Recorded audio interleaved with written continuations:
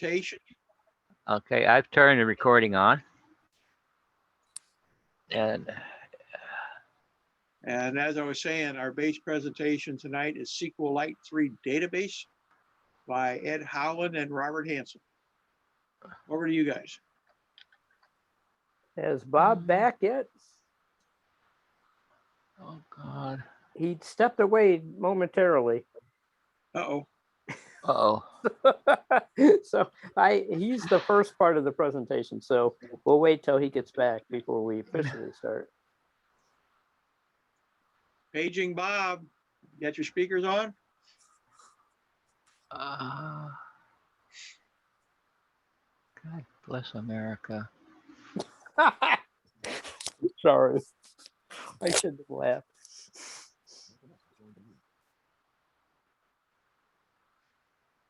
Yep. Some people are still trickling in here. That's all right. Who is TJC?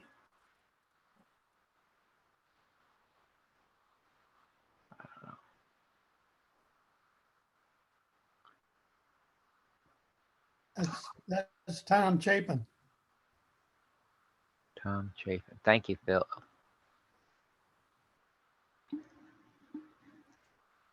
Tom Chapin. Oh.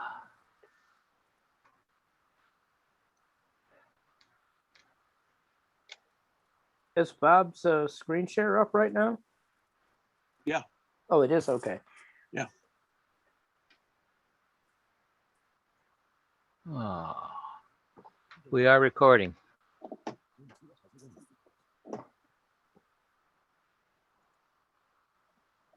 Thank you, Tom Chapin.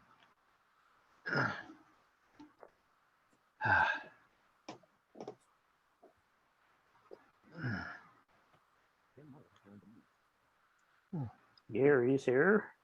Gary showed up. Wow.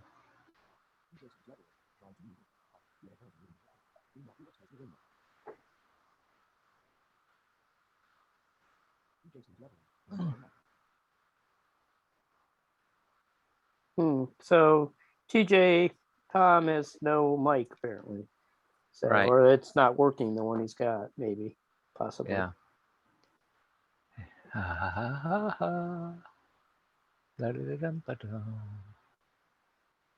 Oh So Stan, boy. you're removing Isn't people's that video supposed- as well as their audio?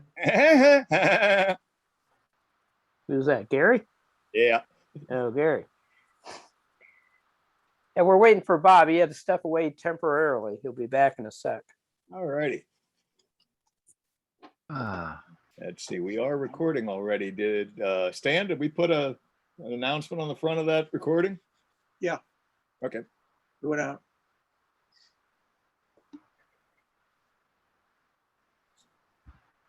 I've just always found in sound recordings that's useful, just in case something didn't get labeled on the file or something. So, yeah, shit. no, that's useful too sometimes. Yeah, a lot of cussing. We need the cussing, Stan. So Uh-huh. keep it up. Yeah. Is that Bob back? I don't know if Bob's back. There you go. He's moving the mouse around. Go ahead, Bob. Can you hear me? Mhm. Yes. Okay, am I supposed to start talking? Yes. Yes. All right. Let me open my beer. That'll probably make me a little more lucid. Now it feels like one of our old meetings. Yeah. That was my theory. That's why I got one. Okay. We're going to start talking about SQLite. This is an overview. First off, I want to thank Stan for helping with the format of this presentation. It makes it very nice. He's got these slides, master slide that goes all the way through, which is really good. If anybody's doing a presentation, you need to check with him about that. So welcome to the presentation, St. Louis Users Group. There's two volunteer presenters, Ed Howland and me. Ed's bio is on the SLUUG bio. I don't have mine there. I need to find out about what I need to do to get that there. My name's Robert Hansen. I guess you'd have to say I'm an old mainframer. I worked for McAuto, which was McDonnell Douglas's automation, and I worked for Syncom, then I worked for McAuto again. Then I got laid off in the early 90s when they had their big layoff. Made the worst mistake of my life. I decided to stay in mainframes when I had an offer from the U.S. Army to go and support Unix boxes, and I wish I had, except at that time I decided I wanted to do Unix boxes. The answer was, nah, you're too highly paid. We can get 3 people to do it for your salary. And I never got to it. And so until my career was over, I didn't get a chance to play with Unix and Linux. During my career, I've done what's called user support, program product support, and the operating system, which user support means you talk to the users and help them solve their problems, usually by phone. Program product support, they give you a product and say, you're responsible for this product, and of course the operating system itself. My background in education is I'm supposed to be a mathematician. I don't know if I've done any real math in 10 years. I went to Illinois State University because I thought I was going to be a teacher. Then I went to the University of Missouri, stayed all the way through a PhD at the University of Missouri in Columbia. Thought I was going to be a college teacher, and then there weren't any jobs, so I migrated into industry. My personal interests right now are operating systems of any sort, Linux configurations, and various different programming languages. My Linux level is I'm experienced, but I am nowhere near what I would call myself an expert. Ed, do you want to take a minute and talk about yourself before we go on? No, I refer people to the bio, and I've given my bio before, so everybody that has come on the screen so far, I know. So Okay. Go ahead, Bob.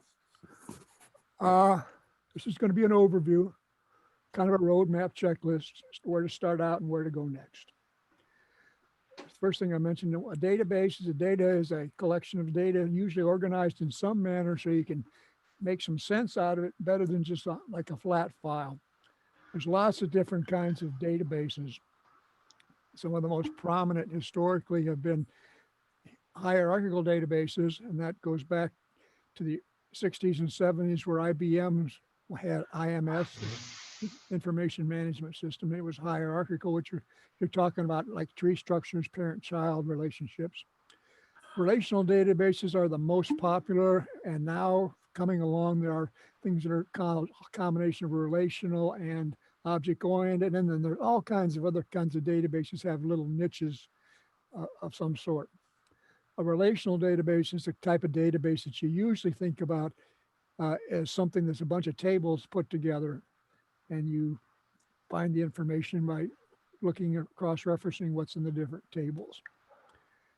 Okay, if anybody has any questions, feel free to stop me at any time. A relation, of course, is just you have what are called rows and columns. If you're an IT person, you call them rows and columns. If you're a theoretical person and you're reading the literature, you call them tuples and attributes. And every time I try to read any real literature, every time I see tuple, I have to think row, and I have to sit there with a piece of paper written down row, tuple, attribute, column. And you're looking for, a lot of times, what you're looking for is the information as they cross. A relational database management system is a program which allows you to create, update, administer, usually the data. You call them RDBMSs. The first ones came about in the 70s. The father of relational databases, a man named E.F. Codd. He worked for IBM, but he didn't get very far with relational databases working for IBM, because at that time, everything they did in the way of databases was IMS. But he did put out a lot of theory and papers on it. And he has what's called E.F. Codd, which is well known as E.F. Codd's rules for what it takes to be a relational database. And there's a list of 12 of them, of which I'm going to go through none of them in this presentation. But I refer to you to Google and E.F. Codd's 12 rules, and you'll find a write-up on them. And if you sit there and read it, every time you read about a certain rule, it pretty much kind of makes sense to you. But you say, I'd have to spend a lot of time, organizing the thought and getting it all together, what one means, what the other means, and stuff like that. So I'm throwing that in there mostly for completeness. Relational databases go back to, sometime in the 70s. SQL, it's a structured query language. The way you usually talk to relational databases is by something called a structural query language, programming language. It's very much like English speaking type of stuff. About that time, if you go back and you'll find one of the popular things was COBOL, which is also very English-like. SQLs is what's called a declarative language. You kind of tell him what I want to do, and then you let the program language figure out what to do, rather than what's called an imperative language, which is probably what most of us do when we're writing any kind of code or scripts or anything, where we essentially tell it step by step what to do. That's what's usually called imperative languages. And structural query has a built-in piece of the software which takes your English-like question and then will put it into the necessary steps. Some of the common terms you'll find about SQL, there's the parts of there's a data definition part, data manipulation, and data query, and another one that's usually often called data transaction, which I don't have here. And the reason I don't have it is a lot of things that you'll find in that you don't find in SQLite, because SQLite doesn't lend itself to that stuff, mainly because SQLite is not a full-fledged across the board, many faceted, many machined language. It has things like, it doesn't have security in it, doesn't have grants, denies, things like that.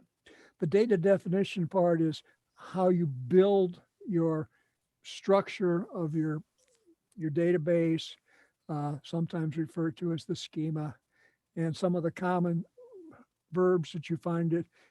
The structured query language is kind of like verb object language. The most common verbs you'll find with it are create, which is building one, drop, which is getting rid of one, alter, which is you've got a database structure built, now you want to modify it in some fashion. And then you have the data manipulation part, and that's how you manipulate the actual data inside the different cells in the database.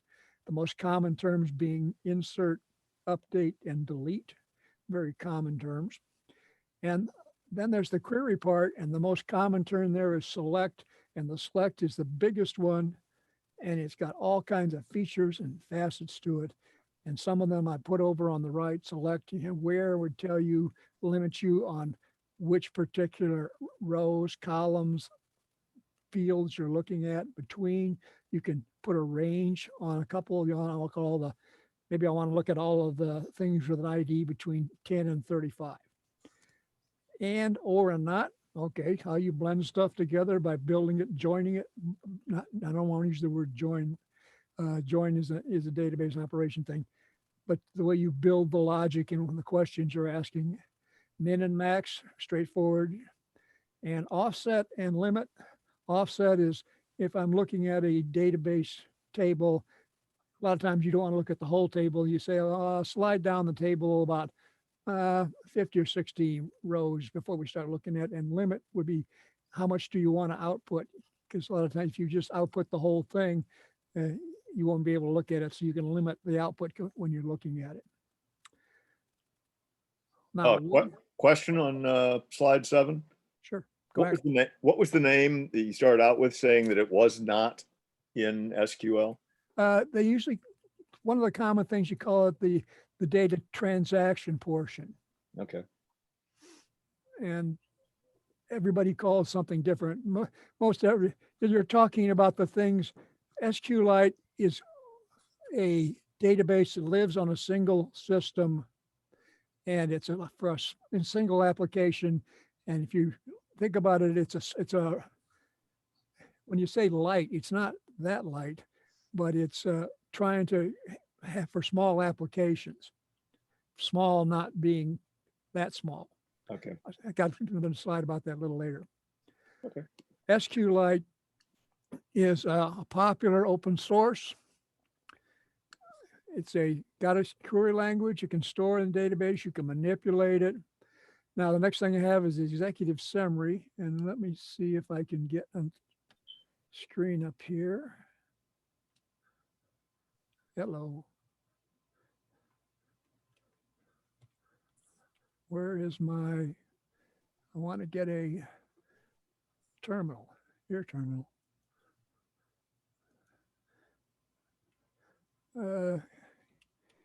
And actually, no, I'm going to do something really. Okay. I want to bring up. No, I wanted to bring up let's use Firefox.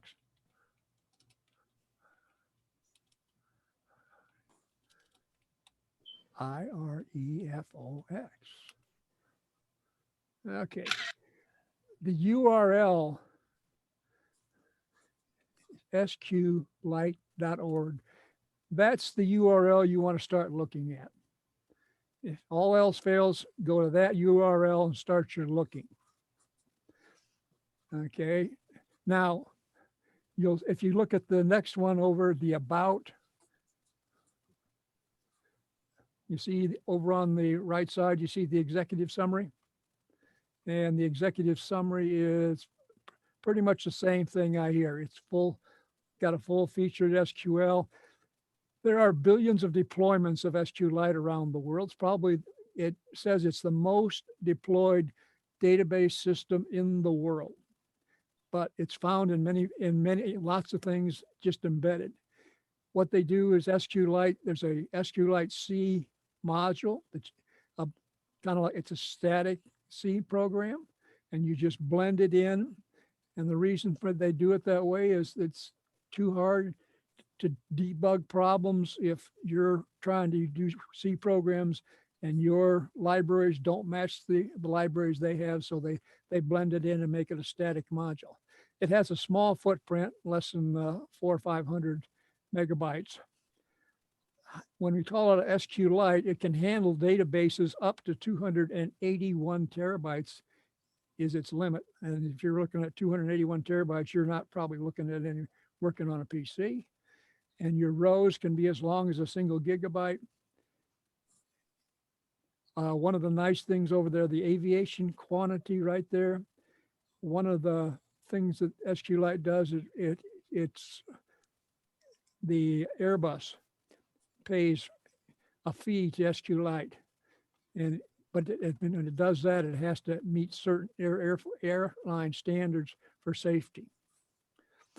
Zero configuration says things like you don't have to set up users, you don't have to set up any privileges, you just start talking to it. And so back over here, if you go back to the main one and SQLite, there's the syntax, the query language syntax. Here's this query language. So it says a limited SQL language, but if you look at there, you say it can't be too limited with all them things. And over here on the right side, down here is the select. That's the one that you use to find out about things. And they have these nice, pretty tables for you to look at to see how to structure your commands. And after the table they have down below, they have other things, English things. So if you're interested in how a particular command works, that's where you go to look. So that's the thing to know most about. The SQLite org is the place to start. And if you start reading in the SQLite org website, you'll be reading forever. Also, one of the things you'll find out, they've got one of their mottos is fast, small, reliable, choose any three. Now, a regular database, when people think about it, you've got users, and the users talk to some kind of a server, usually some piece of software that part of it may be on your machine and on another machine. Don't know where the database is. It could be on another machine. The server talks across to the database software, which goes to the data itself. Now, with SQLite, you have that SQLite 3 code embedded into your application, and you talk directly to the database. Now, that says a couple of things. Number one, you can do things a lot faster because you don't have the middlemen to have to worry about it. It also says you don't want to do things across systems because trying to get across systems is not easy. It's for you to talk directly across the system. But that's the way to think about the difference between your thing said about SQLite that it's a serverless database. Okay, there's no servers involved. Where's SQLite found? It's found in almost every Android phone, Mac. It's now, as of early this spring, Windows 10 has SQLite in some portion of it. Firefox has SQLite. Matter of fact, good example of your SQLite databases in Firefox is your bookmarks. Your bookmarks are apparently an SQLite file, and I think maybe the SQLite history, but I'm not sure. And if not Firefox, well, Firefox or Chrome, a couple other browsers, also in Skype, iTunes, Dropbox, TurboTax. It is so prevalent all over the world. How can it be used? Well, SQLite itself is written in C. It was written about 20 years ago by a man named Richard Hipp because he needed a database. But since then, they've got APIs so you can talk to SQLite either in C, C++, Tcl, Perl, PHP, Python, Ruby, or Java. Originally, it was written as a Tcl extension. He was working with a database that wasn't a database system that wasn't always reliable, and it would come up, then he couldn't talk to anything because the servers for that database environment didn't always work right.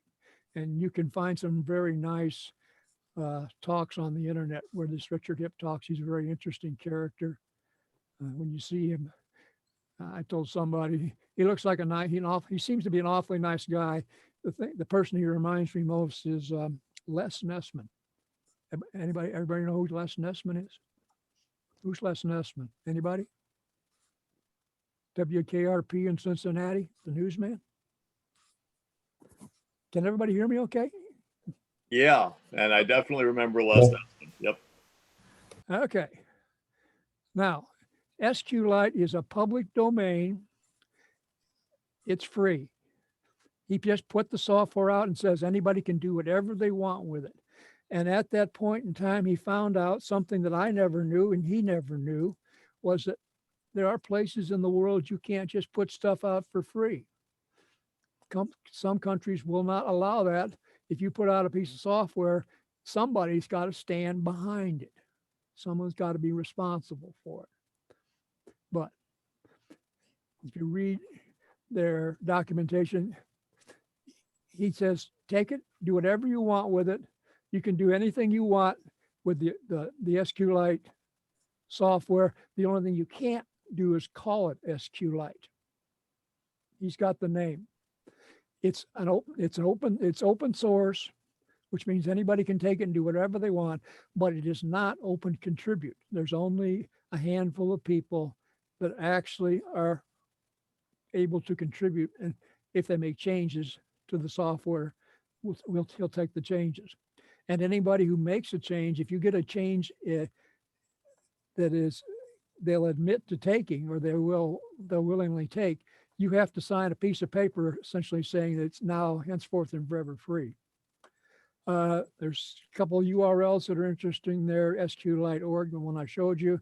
There's a nice SQLite tutorial, which is pretty nice if you go into the SQLite tutorial. And there's an SQLite browser, which is like a full screen look at it, very much like, and I'm not very familiar with it, there's a application called My PHP SQL. No, my PHP admin. Oh, my I'm sorry, admin. PHP my admin. Sorry. Okay, but it's a full screen browser to look at your databases. Matter of fact, you can look at it, you can change it, you can do all kinds of things with it. It's a nice piece of software. If we have a chance, I'll be able to hope to show you how to use it, or at least an example of it. Questions, anybody? Okay, here's how the SQLite works. Here's the architecture. You Bob, I got do have a quick question. yes. Since you said, it could be forked off into some other thing, just out of curiosity, any notable things that have forked off of it?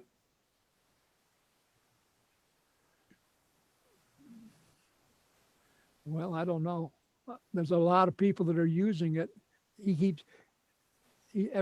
says he's amazed every time he finds out that somebody's using it. He didn't even know somebody was using it. I wouldn't be surprised if people don't take a copy of it and make a little tweak to it just for their own personal application for some reason, but nothing that I know of for sure that's I would think the top name on that list would be Microsoft. couldn't tell you. Like, move along, move along. Okay. Here's the way SQLite works. If you had to start over here with the user and he's talking to his API, he talks in, and usually you do it, if you want to do it, there's a command line processor, which Ed's going to show you some. The command line processor goes over to it tokens, parses, and generates the code. That's, remember I said, it's a directive type of language. It's not imperative. So you tell it kind of what you want to do, and it says, okay, here's what you would do. It then passes the command sequence necessary to do what you want it to do back. They have a virtual machine they run on and a back end. They manage their data by B trees, and they're broken up. They have a page, and usually the page is 4,096 bytes, I think, but it depends on the size of the database and what you're doing with it and talking to the applications. Over here where I've got like accessories, utilities, and test code, their amount of testing is phenomenal.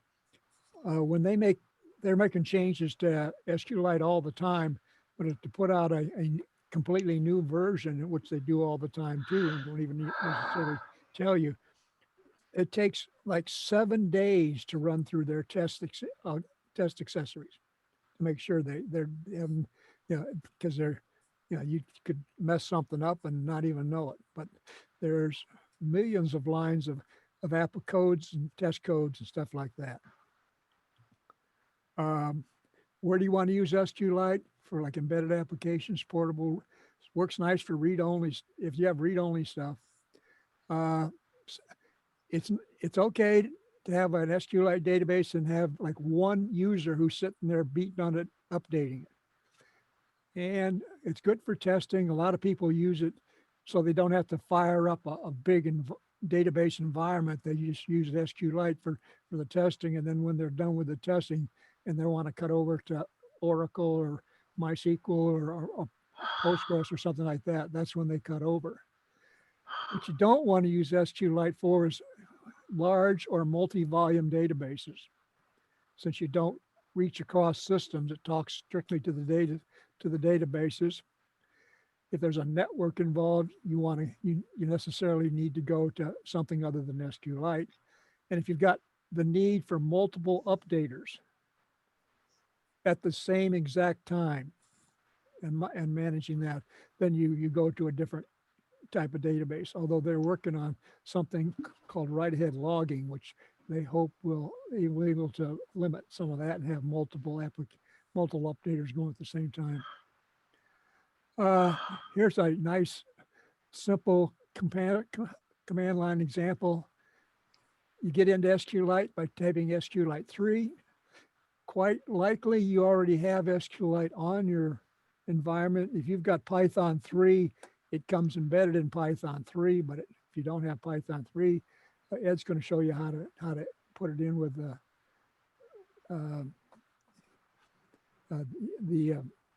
data, what you call it, Package manager. package management.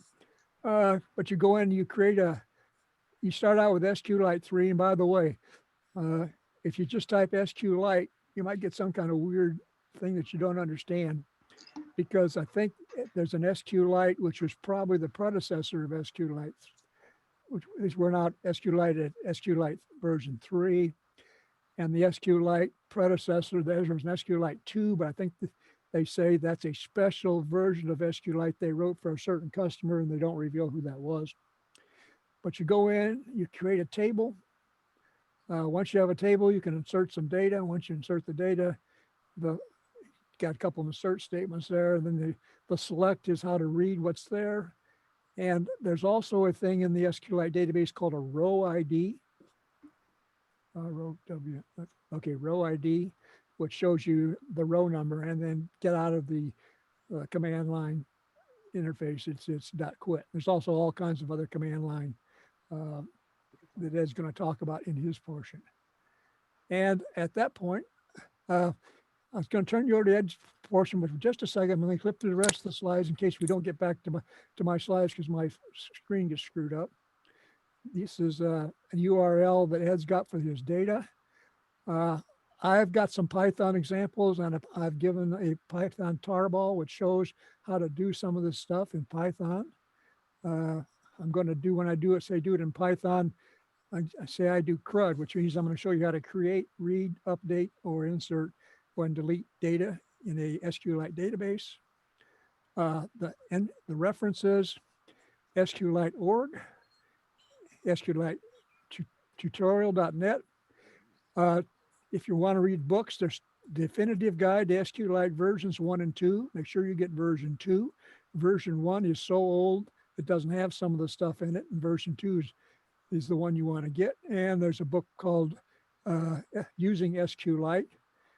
The definitive versions are put out by A-Press, and the Using SQLite's put out by, who is it? Forget. Who's the big book publisher? O'Reilly? Yeah, it's O'Reilly. Now you can find them on the web and download them, but I'm not giving where they are because I found them, but I'm not sure I found them on sites that are legally supposed to have them. It's one of these things where somebody's pirated the software and I've downloaded it, but they're not too hard to find if you really want to find a downloadable version of those two. There's some good talks on by Richard Hipp that you get on YouTube. There's lots of YouTube examples. There's also the SQLite browser and some of the samples I provided to SLUUG. And then we have if you have questions, we'll come back to it. We'll probably not get to in our time frame the database, the Python examples, but after the Git talk is over, if you want to see them, I'll go through them real quick. They're all pretty easy, straightforward. And at this point, I'm going to turn it over to Ed. Ed did the hard part. What he did is he found some data. It's no fun to have an application till you got some data to play with. And Ed's got some data that goes with some weather data that he collected. Now I'm going to try to stop sharing my screen and I may never come back. So I'm going to click on stop share, and Ed, I'm going to let Ed take over. Please don't ask questions when Ed's talking because he has trouble with his mics and his eyesight conflicting. So if you hold your questions for Ed until he's done, then we'll get back to you. So I'm going to click on stop share and let Ed pick things up. Ed, take it away. Oh, I've stopped sharing. Oh, okay. Thank you, Bob. Great presentation.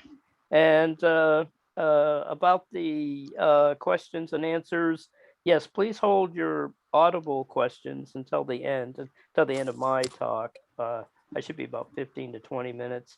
And then if you have any questions in chat, please private chat message to Stan Reichert.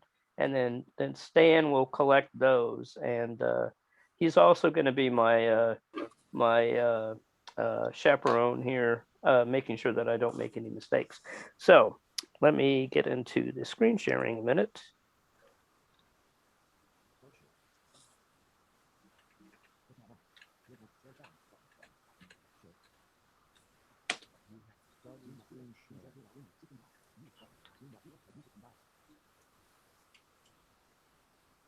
Okay, can everybody see my screen?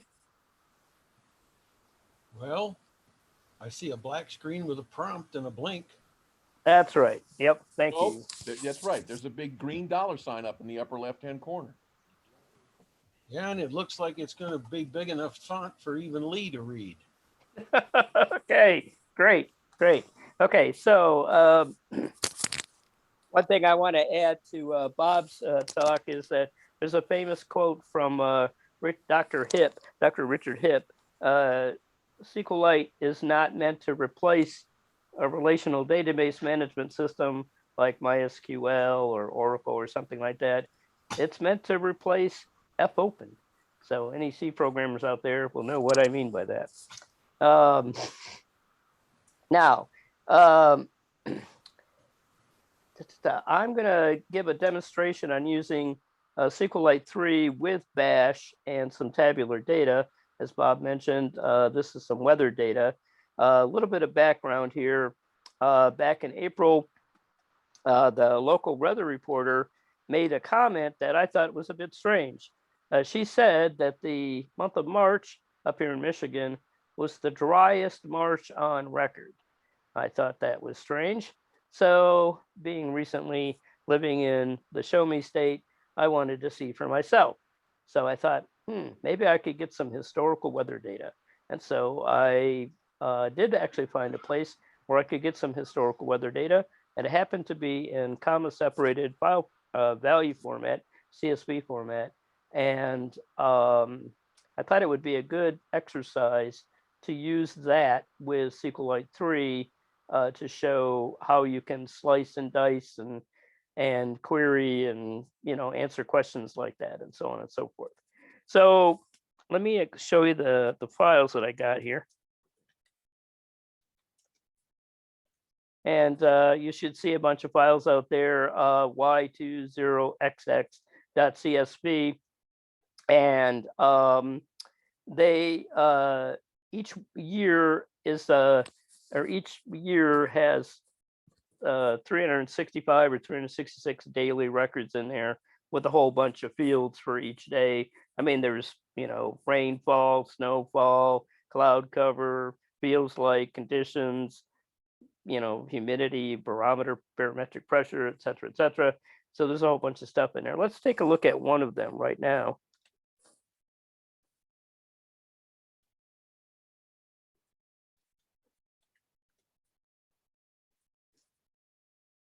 Now, I didn't show the entire set of fields here. I cut it off at column 79, and I showed only 4 rows here, but you can get kind of an idea. The first line is the header line, and then the remaining lines are the data lines, and some of those are strings and some of those are numeric values. So we're going to import those into SQLite. Before we get started, you might have SQLite 3 on your system. It may not be the command line application. It might just be a library, or might be embedded in a program like Firefox or some other application on your system. So there's a couple of different ways to get SQLite 3. You can go to their website, SQLite.org, and download a binary package for your operating system, or you probably can use your package manager. That's what we're going to do here. Sorry.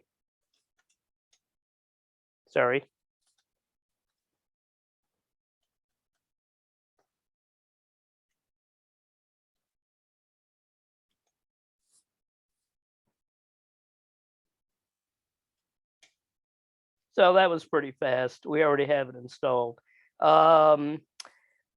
Eagle-eyed members in the audience might have noticed back when I did that ls command that there was no y2020.csv. So let me show you that.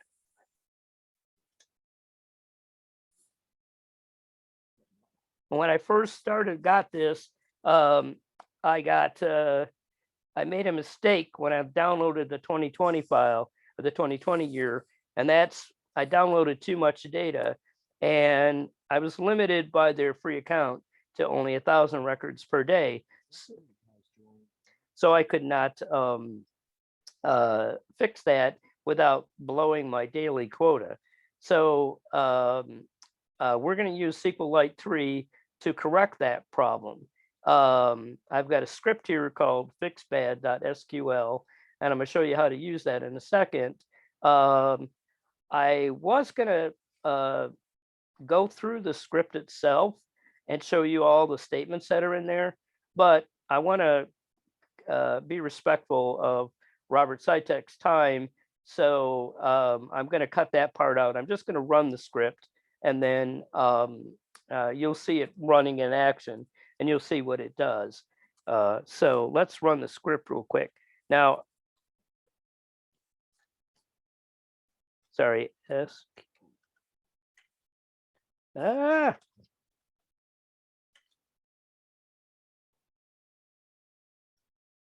something's wrong in my okay.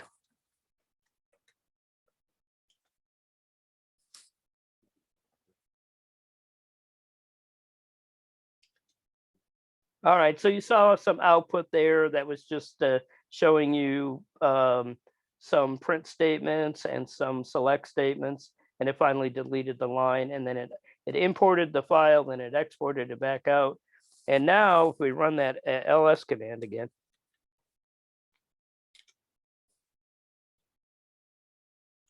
now you see now we have the regular Y220 or Y2020.csv as well as the Y2020-bad.csv. And if we take a look at both of those line counts,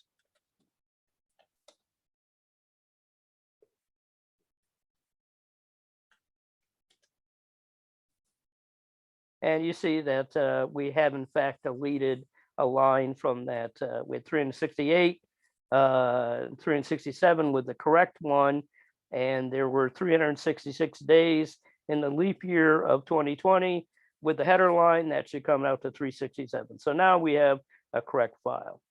Okay, now at this point, we're going to create an actual database. The name of the database will be called weather.db, and we're going to import all of those files directly into weather.db. And we're going to use a bash script to do that. So I'm going to show you that bash script now.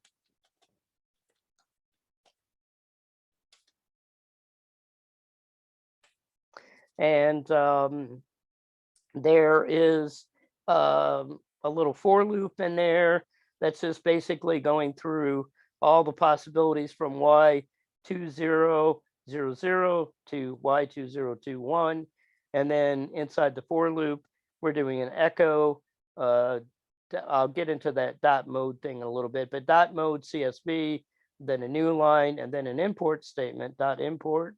And then the $i there is the, Y20 2000 or Y2001 or something like that, dot CSV, followed by the similarly named table.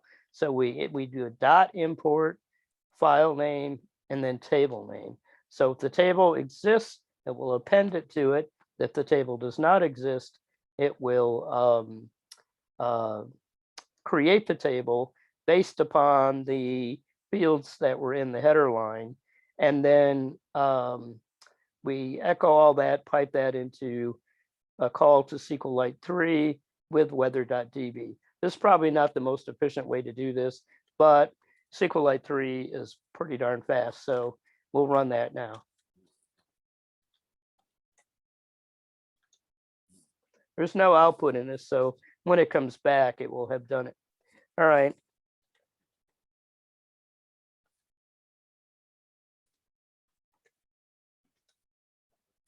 So I typed in SQLite 3 weather.db, and we're now into the little REPL, the read eval print loop inside the command line version of this.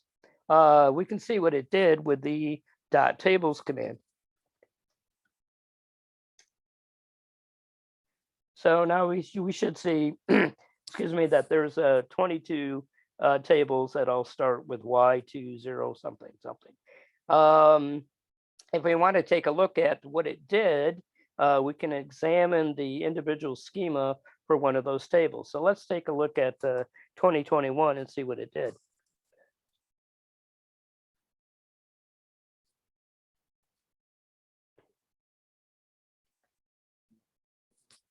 Now this might have scrolled off the top of the screen. I apologize if it did, but there's quite a few fields in there. Plus you've got the create state table statement.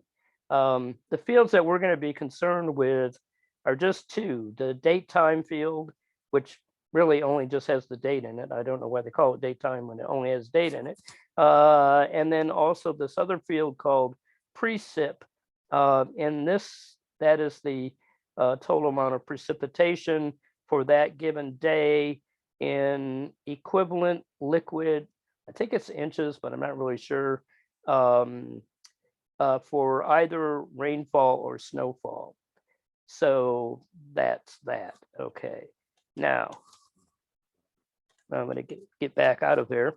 The next script that we're going to run is going to create a new table called March, because we're interested in the total precipitation for the month of March for any given year. And so we're going to create a table called March that's going to have the year and the total amount of precipitation. And we're going to pull that data from each of those 22 years in there. And so there's a script that does that. It's called insert.sh. It's another one of those bash scripts, but I'm not going to type out the script. I'm going to just run it so you can see the select statements that are going to be generated. Then I'm going to rerun it again, but this time I'm going to pipe the output of that into SQLite 3 with that weather.db file again.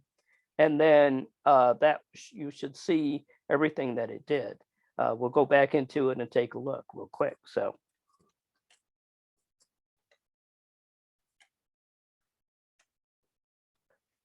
And I'm just going to run it here. Now you should see that at the top it says drop table if it exists, the March table. So if there was already a March table in there, it would have dropped it, meaning it would have deleted the table from the database. And then it does a create table with two fields in there: year, which is a text field or just a string field, and then precip, which is going to be our total precipitation for the month of March for any given year. And that's going to be a real column. And the real is the same as a floating point or float. Then after that, you should see a whole bunch of insert statements. Each of those, there should be 22 of those insert statements. And those insert statements are going to insert into March. And what they're going to insert is the result of calling select and then a literal value of the year. So it'll start with 2000 and then 2001, 2021, comma, and then the sum. In other words, it's going to add up all of the precips in that table, in the Y2000 table or the Y2001 table. And it's going to do it with the where clause, where the date time value is like, and here's where we get into a little bit of a fancy operator here. The like means apply this pattern to the string, and if it matches the pattern, then add that to the result. So the pattern uses these percent signs, and you can think of the percent sign as like a wildcard, sort of like a star in a regular expression or on the command line, like star.x or something. That just means anything that matches that. So we're looking for anything that starts with anything, then has a dash, 03 dash, and then anything else. So that will match all the date time fields. The date time fields are year, month, day with dashes between them. So it's going to match anything, any year, and then any day, but for only those that have the month of 03, which is the month of March. So when we run this, pipe it into SQLite 3, it should generate a new table, and insert all those records in there. So we're going to do that next. Wait a minute, that didn't work. Hold on.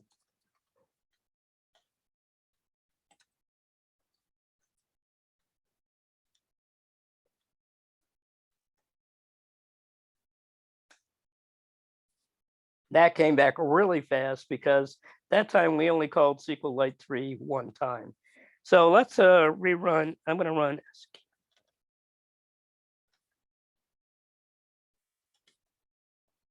Oh, I made a mistake. I did not add the weather DB on the command line, but that's perfectly okay. We can correct that mistake. We can use the .open command to open a pre-existing database.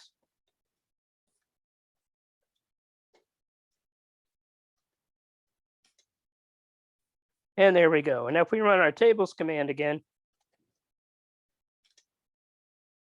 and you can see that in addition to those 22Y20XX tables, we also have a new March table. Let's take a look at what's in that March table.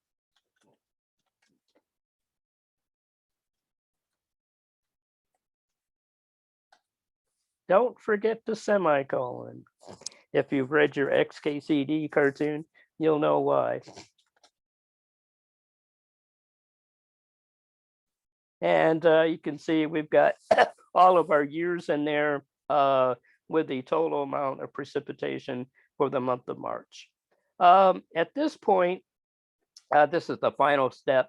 We're going to run a comparison SQL script, which is going to look at the average for this entire table to try to figure out what is the average precipitation excluding the year 2021. Then we're going to look at 2021, and then we're going to look at the minimum to find out which year actually has the minimum. And then finally, we're going to rank all of them and try to rank them by from least to highest and limit that to 10 records. So I'll show you that script in a minute, but first let's run it. While you're in SQLite, you can run a script just by doing the .read command.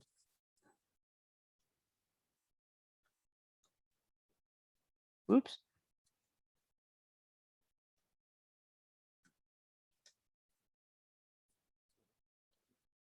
And so you can see the output here. Now we see that the the average was about 2.2.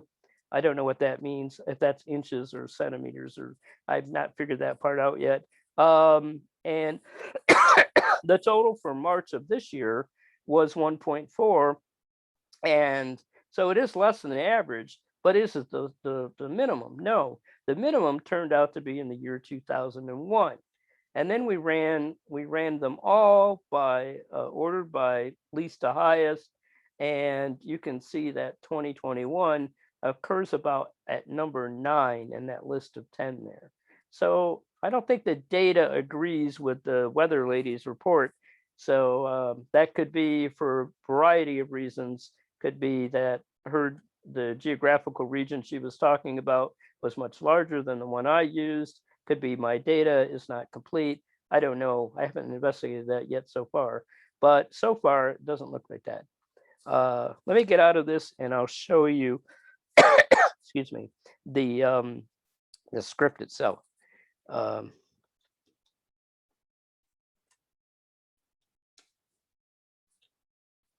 Okay. The one thing to notice at the beginning of this file, there's 2 dashes there.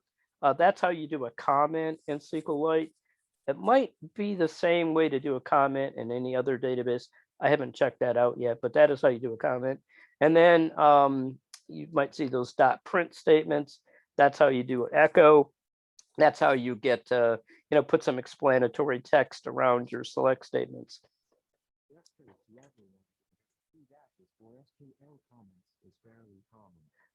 Yeah, so somebody said in the chat that 2 dashes is fairly common. Please, no entries into chat during Ed's presentation. Yeah, Please. if you're gonna chat, please send the chat directly to Stan, and then Stan will collect them all and tell us at the end. Thank you. Sorry.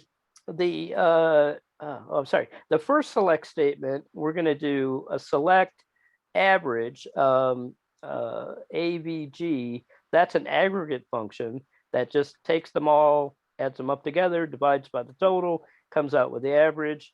And we're going to do the where clause. It's going to exclude the year 2021. And this is a little odd in some languages. I'm not used to this.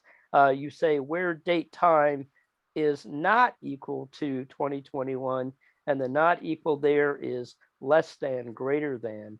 I have not seen that before, but it seems to be common practice in SQL. It doesn't seem to be common practice in other databases, or excuse me, in other languages.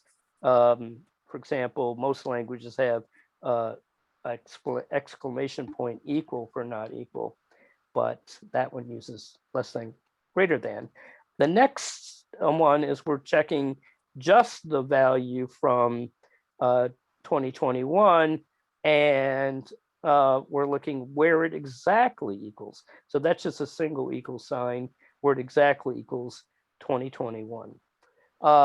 Then we do a minimum, that's another aggregate function with the year as well. And that's gonna, order them and figure out which one is the least one and print that out. We saw that was the year 2001.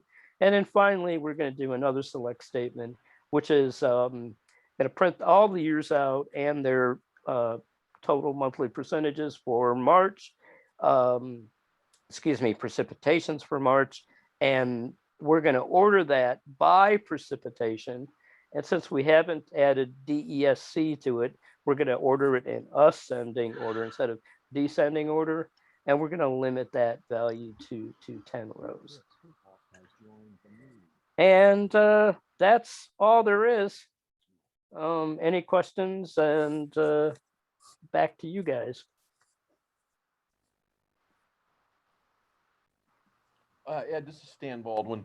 The DESC would be wrapped or order by DESC paren, precip paren. That would be the syntax. No, I should have explained that. No, you say order by column, and then you could have more than one column there. Those would be separated by commas. And then after that, excuse me, you put DESC. Excuse me. So you say order by precip space DESC. Okay. Okay. Jeff Grigg posted in the chat 2 dashes for SQL comments is fairly common. Sybase/SQL server also does a slash asterisk asterisk slash. Yes, So, that also works in SQLite 3 as well. I didn't have an example of that here, so I didn't show it. But I tried it out. It does work. okay. Any other questions? We're running about 50 minutes here, so if you have your questions, throw them up now. Okay. Gary, I think you should go on with the rest of the tonight's presentation. Yeah, let me stop screen sharing a minute here. Okay. All righty.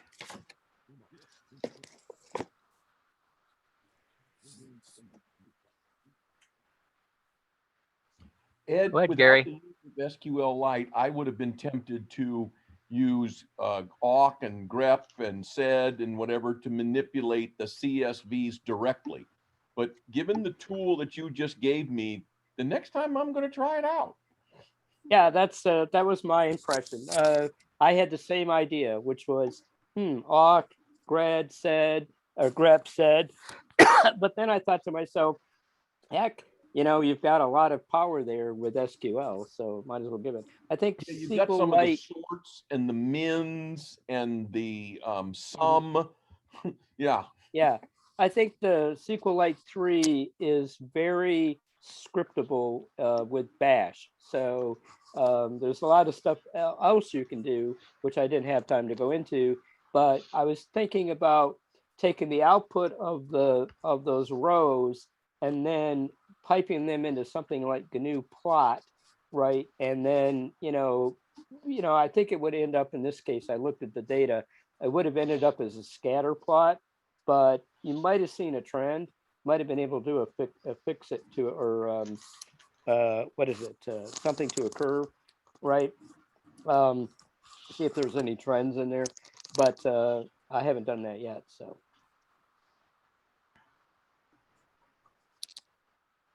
Okay, well, thank you very much, Ed. Thank you very much, Robert. There's a lot of information in there.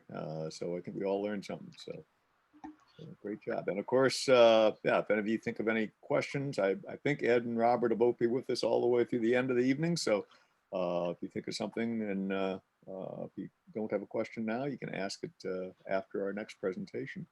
And you can also ask questions in the discuss mailing list. It's kind of just this type of a meeting, but it just goes on all month. So with that, you were at the monthly meeting of the St. Louis Unix, or the St. Louis Linux Unix users group.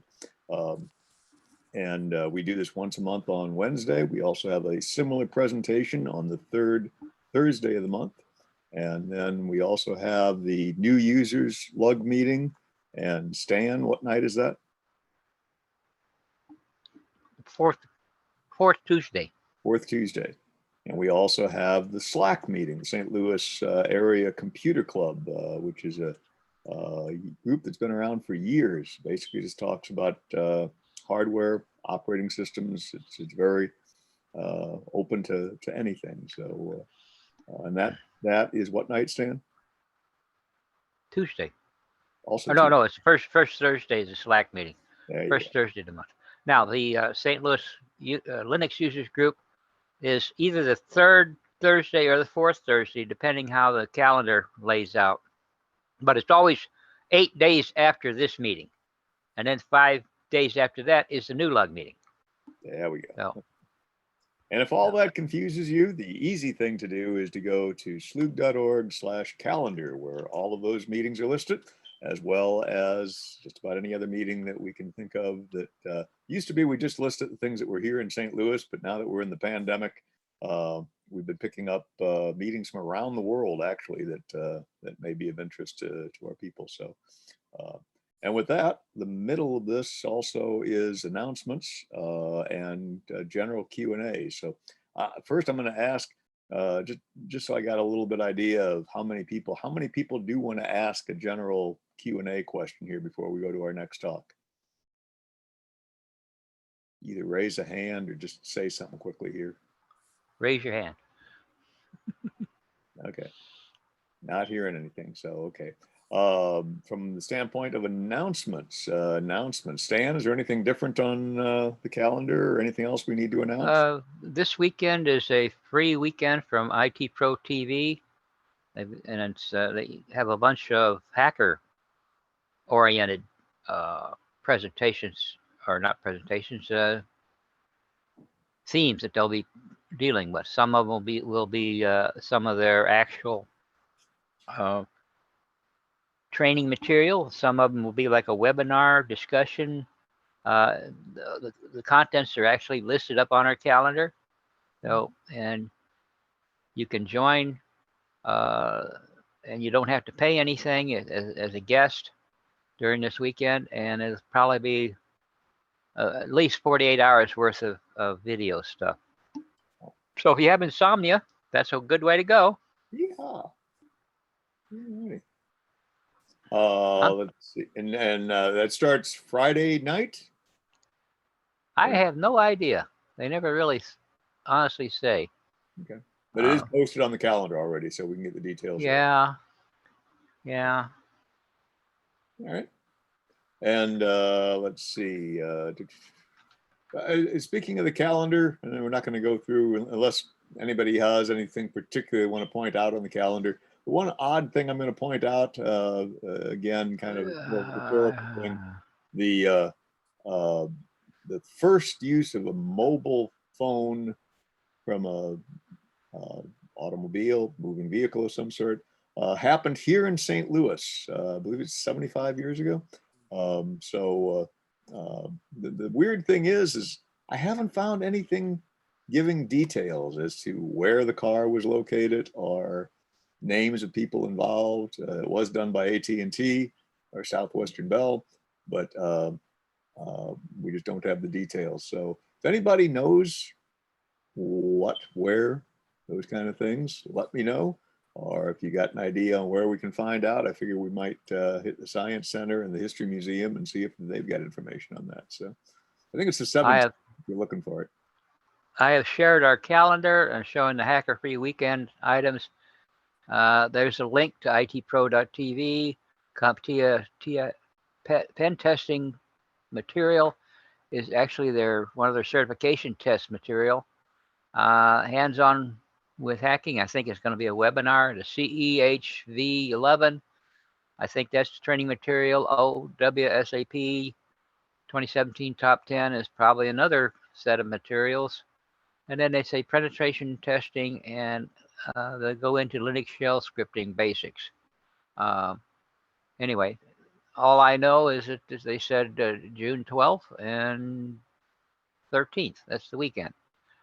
Of note, the red items on our calendar are our sponsored meetings. And everything else is kind of in St. Louis or thereabouts or whatever. We try to put the historical stuff under one element so it doesn't crowd everything out too much. And on each of our web pages, we go, here, let me go this here. We have an abbreviated calendar on each of our web pages. And like tonight, for example, tonight's presentation here, where all the instructions on how to get on, they were sent out to the mailing list first. And then this is an abbreviated calendar.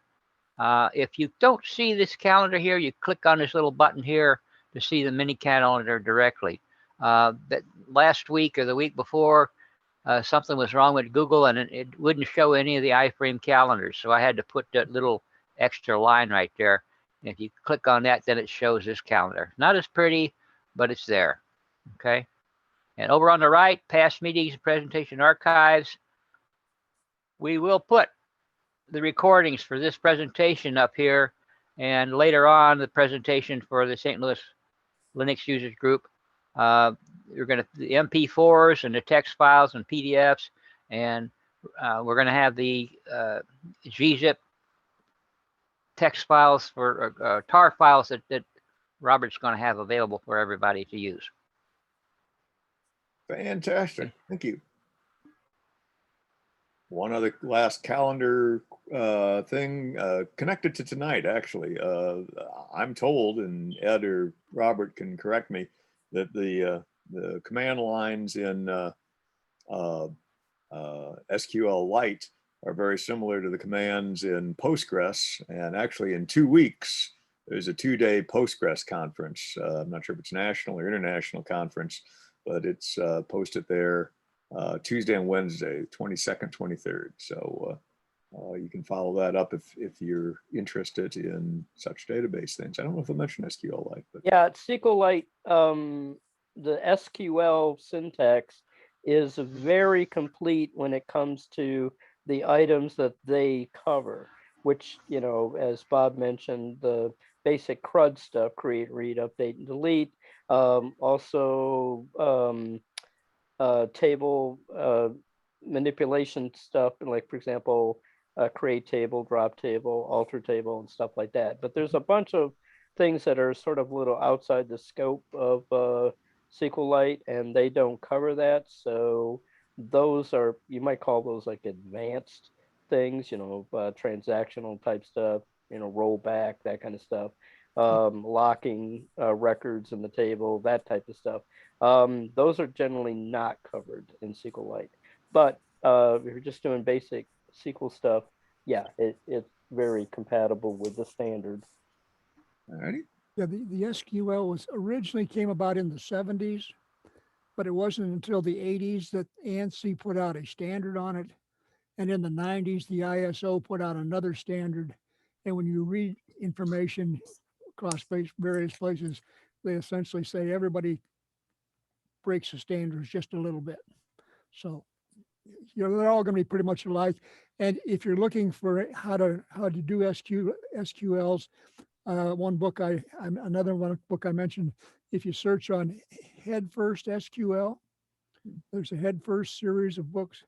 And if you search on the Head First SQL, you might be able to find it online, a copy of it you could download too. I mean, I was surprised when I downloaded it because the Head First SQL book is like 500 pages. So if you want 500 pages of how to do SQL, there's your book. Fantastic. Gary, are we ready to drop into the main presentation? If Yep. so, I'll stop. One final thing. It's not on the calendar, but for those of you who either haven't been here for some time or if this is your first time with us, yeah, we're a pretty informal group. There's no membership dues. For those of you who are new or haven't been around for a while, drop a note in chat and just let us know, where you're from, how you found out about us, and what drew you tonight, which one of the presentations or what aspect, just so we get some idea who our newer people are, or long lost people. So with that, Gary, could we get a volunteer to help with the calendar? actually, I think that would be wonderful if anyone would care to help out on maintaining the calendar. It's an easy job. Doesn't mean you have to come to meetings. It's something you can do in your spare time. So yeah, let us know if you want to help out on the calendar, please. I'm supposed to be doing that, aren't I, Gary? As a matter of fact, and yeah, we just haven't gotten you as involved with that as we should have, Tyler. So, so okay. It's Gary's fault. My fault. It's Gary's fault. It's Gary's fault. Yep. Hey, Gary, a real quick one about the telephone. I don't know if you're aware, but down Jefferson Barracks, there is a telephone museum. I haven't gone down there for that in like 12, 15 years. I bet you're right. I bet they probably would have something on this anniversary. So okay, just thought I'd run that by you. Good reference. Good reference. Okay. All righty. With that, Robert Citek is a longtime member of our group. He lived here in St. Louis for, may have been a decade, I guess. But then he moved out of state. And one of the good things about the pandemic is it's allowed us to do this all online. And so now we got some of our best people like Robert who have, and Ed, and it's nice to have the out-of-town people be able to participate again. So, and Robert was nice enough back in February. He did a part 1 of this talk, which is kind of an introduction to Git. And he promised us that we'll go for a deeper dive. And so tonight, Robert's going to take us behind the curtains of Git. So I'll turn it over to Robert Citek. Gary, thank you very much. Is everybody able to hear me? I hear you. Yes, sir. Awesome. Fantastic. The reason why is I'm logged in 2 different ways. One is on my laptop and the other one is on my phone. And that way I don't have to be relying on everything on one device. So here we go. Let's see if I can share the screen. Dun, dun, dun, dun, dun. Dun, dun, dun, dun, dun. Let's try this.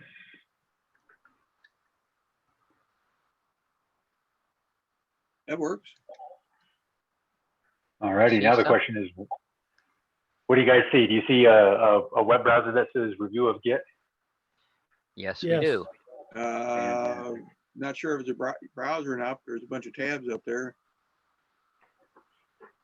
Looks like a browser. It is. It's Chrome.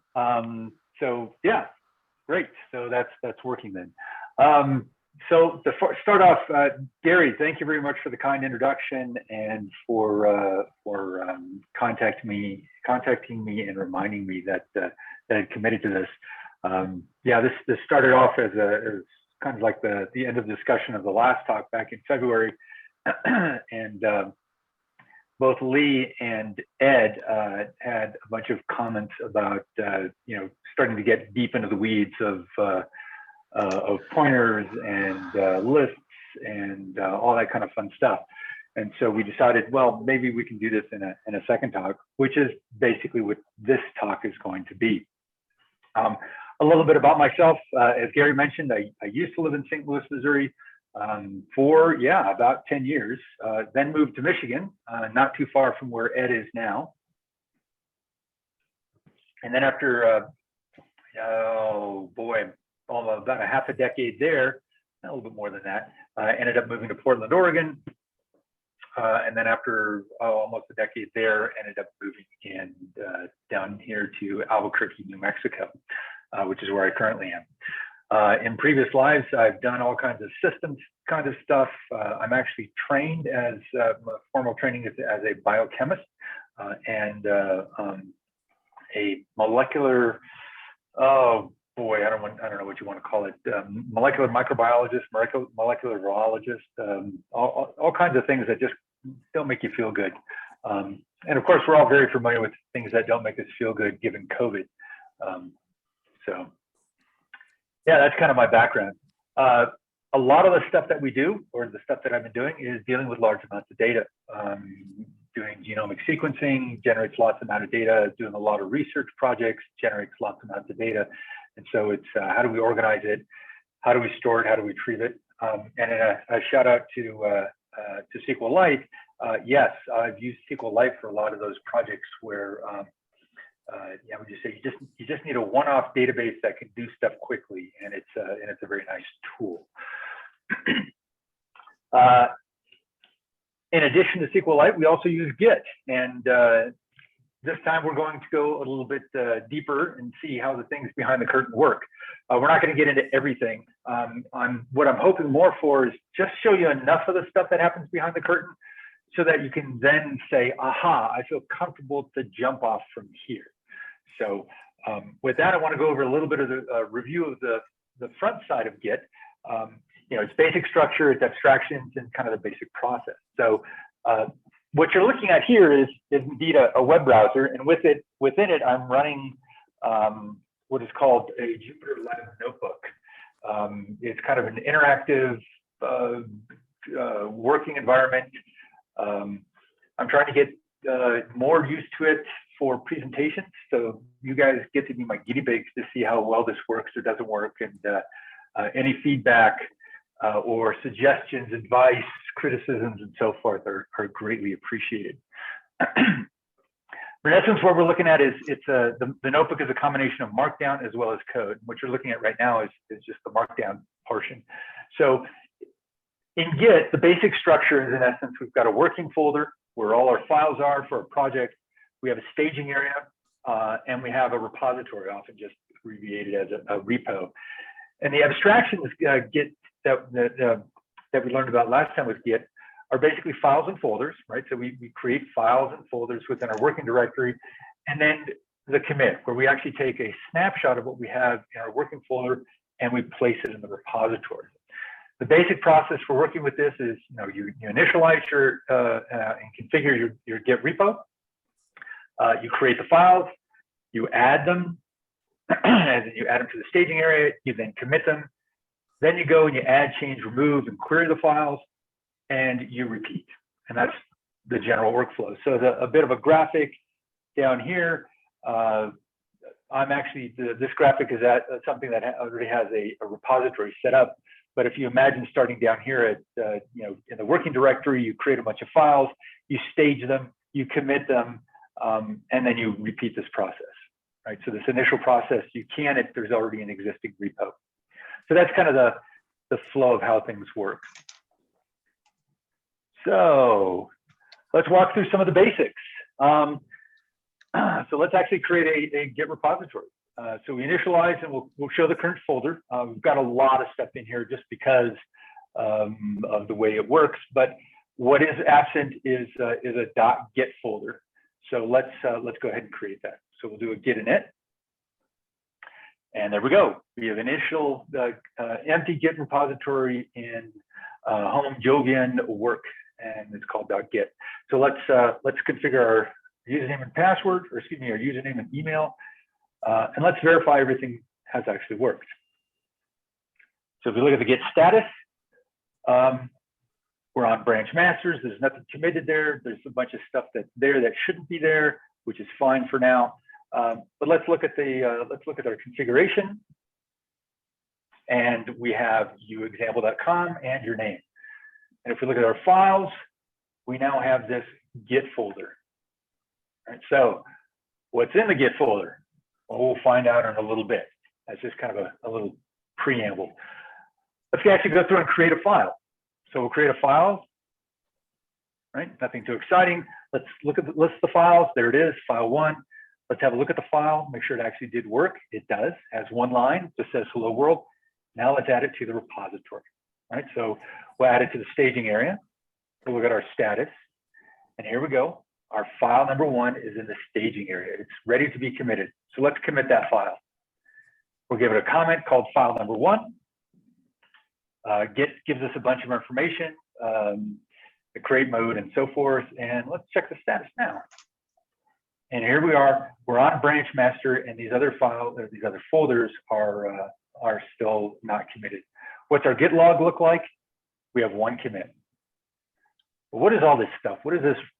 These random numbers in this head master. What does that mean? I mean, all this other stuff looks familiar. I mean, this is name and email address. That's fine.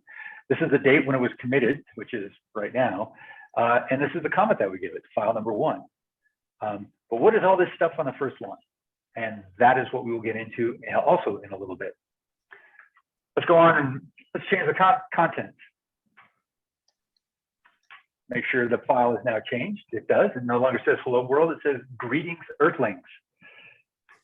What's the status? It's been modified. And if we want, we can even do a diff. And the diffs are basically before and after, or what needs to change. Before we had hello world, and now it says greetings earthlings. Let's commit that change to the repository. We're going to add it and add a comment. Check our status. Indeed, it is no longer changed or queued to be changed. And if we look at our log, we now have 2 commits. Here's our initial commit. Here's our second commit. Let's do one more thing, which we did last time. We'll add one more file. Make sure the file is there. Sure enough, file 2. Make sure the contents worked. Yep, hello world again. And let's add it to the repository. Staging it, committing it. Let's look at the logs. Look at that. We've got 3 commits. And we can also list the files that Git is keeping track of. And sure enough, we have 2 files, file 1 and file 2. So what happened? Well, we initialized and configured a Git repo, right? That was a Git init. We created a file, file 1. We added and committed that file to the repo. We then went and changed the file, committed the change, created a new file, and added and committed that new file to the repo. Git has a terminology that all these commands that we've used so far are what are called the porcelain commands, right? These are the front-end commands. These make working with Git much easier. But Git has a bunch of back-end commands, right? These things it calls the plumbing commands. And that's where some of them, or a lot of the magic happens. 99.99% of the time, you will not use the plumbing commands. In fact, you probably shouldn't be using the plumbing commands. But it's nice to know how they work, because then you have, at least in my opinion, have a greater appreciation for how Git works, and also how maybe if something goes wrong, you can fix it. Any questions so far? All right, if not, we'll move on. So the Git folder, or rather the .git folder. We noticed that when we did the Git init, that it created the .git folder. But what's in it? So let's go through that same walkthrough, and we'll see what happens as we do things on the fly. So let's clean everything up. There we go. We got everything, get rid of everything, got rid of all the files, the file.files, as well as the .git folder, and we will initialize everything again. So we will initialize, we will configure it, and we'll have a look at the .git folder. And this is what I would just say an initial Git folder looks like. We've got a bunch of files and folders in here. And if we look at the bottom of the tree command, it says we've got 9 directories and 16 files. In reality, a Git repository really only consists of 4 items. 2 of them are folders and 2 of them are files. And of course, in Unix world, everything's a file, but we'll be a little bit generous here. The 2 folders are the objects folders and the refs folders. We see them down here. Here's objects, and here's refs. And 2 files, one called head and one called index. Now we see the head file here. The index file has not been created yet, but it will. So let's have a look at what those things look like. If we go inside them, we see that the head is 23 characters. Objects, not much in it. Refs, not much in it. And there's no index file. Right? And if we cat the head file, we see this, ref heads master. Don't worry about what it means now, but that's actually something really nice about Git is that just about, or actually everything that Git does is files and folders based. There's no extra software that it uses for storing information, right? It could store things in a database like SQLite, but by design, it doesn't. So let's go through and create the files and add and adding and committing to the repo. So let's create that file number 1 again. Okay. Stage it, commit it. There we go. And let's look at the log. There we go. There's our first log. Now let's look at the Git folder and how has it changed. Right. So let's look at the Git folder. Aha. We now have our index file, and we now have. Whoa, it looks like my initialization didn't happen. Boom, boom, boom, boom. I have 3 objects in the objects folder. Why is that?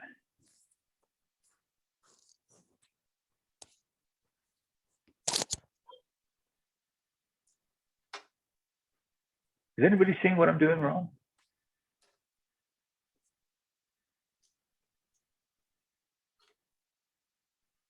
Magic, Robert. Yeah, no kidding. What's really bad is that I went through this a number of times and it worked just fine. What's really odd is that if we look here, there's nothing in objects. And yet when I create the file, add the file, commit the file, never mind, I know why. Moving on, we now have 3 objects here. We also have this thing called ref heads master. That should be looking awfully familiar, ref heads master. And we'll demystify that, what that means in a little bit. So, summary of the observations, right? So we've gone through and into the same commit, we've created a file, we've initialized the folder, we've created a file, and then we looked inside and committed it, and then we looked inside the Git folder, and what we see is we see a bunch of these files are now created as part of the Git repository. And recall, we only need four of those files and folders: the objects, the refs, the heads, and the index. And it turns out that the random characters in the commit and the commit log match those in the object folder. That's something I didn't point out earlier. This commit here, that E5DB and so forth, look at that. It appears right here. It's broken up, but it's in there. So what is going on? Well, let's talk a little bit about the internals of Git. Does anybody have any questions so far about what's happening? Right? We've got a working folder with a couple of files that we've committed to the repo, and we see in the .git folder that we have some object things that have changed, some files have changed, but we don't really know what's going on yet.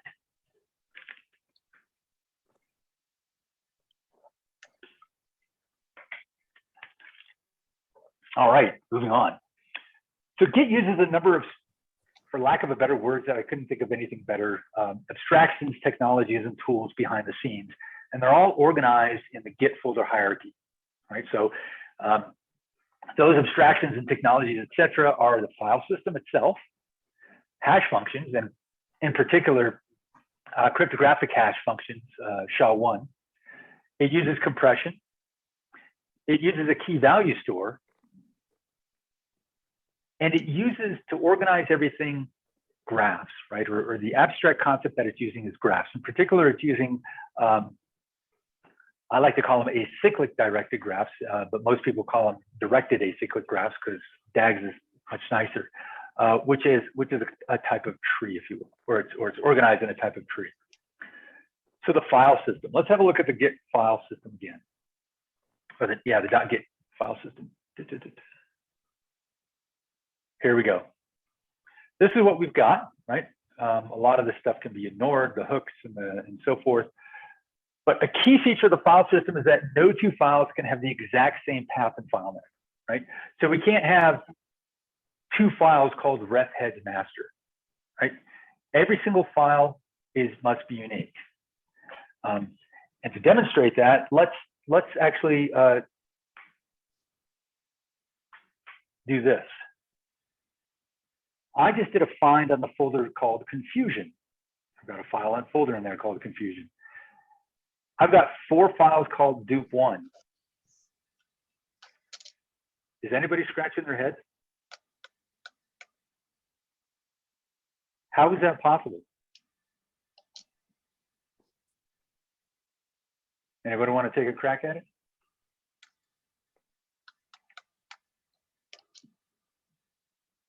We're confused. What happens if you've got 4 files all named the same thing in a file system? More likely than not, you're going, my file system is screwed up somewhere. Something really bizarre is going on. And in this case, I did. I did a little sleight of hand. What's really happening is that I created files that have spaces in them. And this file kind of shows it. But it demonstrates that if you've got more than one file in there, you should be scratching your head going, uh-oh, what's going on, right? So the file system has this really nice property that any given path and file name is unique. And Git exploits that feature. So hash functions. So Git uses let's go cryptographics.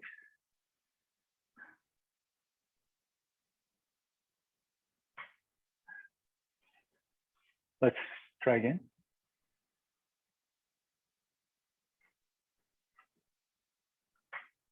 So Git uses cryptographic hash functions. In particular, it uses SHA-1, and it has some really nice features for it to work. Number one, it's really fast to compute, on the order of linear time, right? So the larger the file, it only takes a linear time increase to actually compute. All right. You get uniform size, right? It maps data of arbitrary size to a fixed size. And in particular, the SHA-1, it's 40 hexadecimal digits, right? The characters that it uses, or generates rather, are only hex characters. You don't get spaces and symbols and all kinds of stuff. It's 0 through 9, A through F, and that's it. Right? It's one way, right? So given a hash output, it is infeasible, not impossible, but infeasible to generate the input, right? So it's irreversible. You go one way. It's deterministic. So every time you give it the same input, you get the same output. And related to that, what that means is that if you think you're giving something the same input, but the 2 hashes differ, then the input that you're giving is not the same, right? So that's kind of a nice little feature. And I'm sure we've all seen this when we download software and they've got an MD5 sum and you compare the MD5 sums and the MD5 sums don't match. Exact same concept here. The MD5 sum is another hashing algorithm, right? The hash that you get is unique.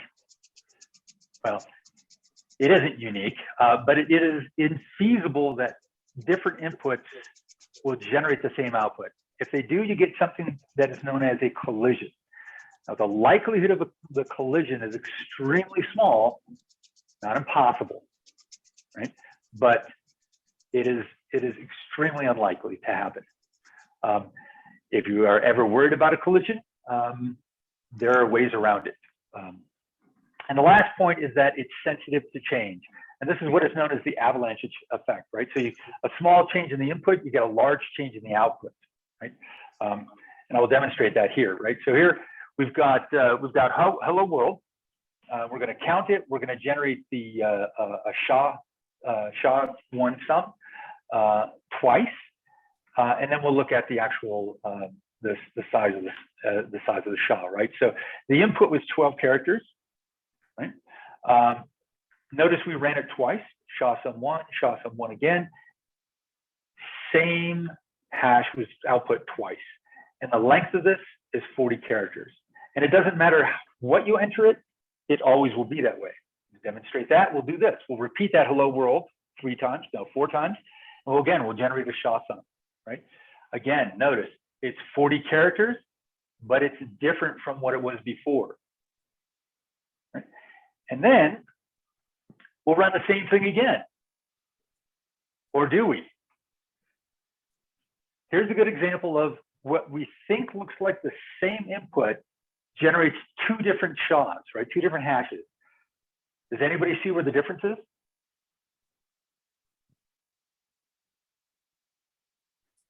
Raise your hand or shout. It's subtle, right? But what's nice is that when you do these SHA checks, right, do the hash function check, is that there's no question about it. Just by looking at the SHA itself, is that the 2 inputs are different. Yeah, go ahead. Whoever. You got a sneaky little 1 where in L. There is a 1 Bingo! You guys have good eyes, right? in the third hello world. That's right. Now, how long did it take you to discover that? A while. A while, right? Not too long, because I knew that there are 2 different things. Exactly.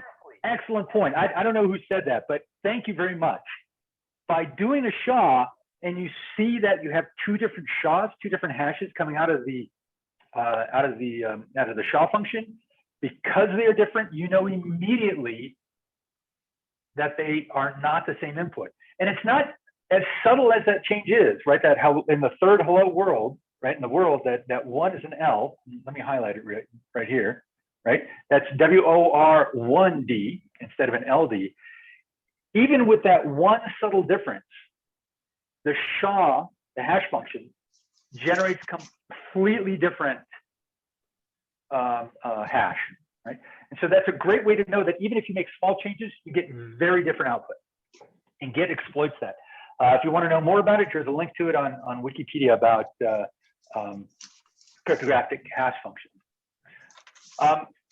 Another tool or technology that Git uses is compression, in particular lossless compression. And like a hash function, you give it input, you get output, but the input that you get generally, or excuse me, the output that you get is generally smaller than the input, right? Usually that happens. If you put in just a couple letters, for small data sets or highly random data, you don't get much compression. But for lots of repeats, right, things that's repeated, you do, right? So for example, and then of course, unlike a hash function, it is reversible, right? So given any output data, you can regenerate the input data exactly, right? And some common tools that we use are zip and gzip.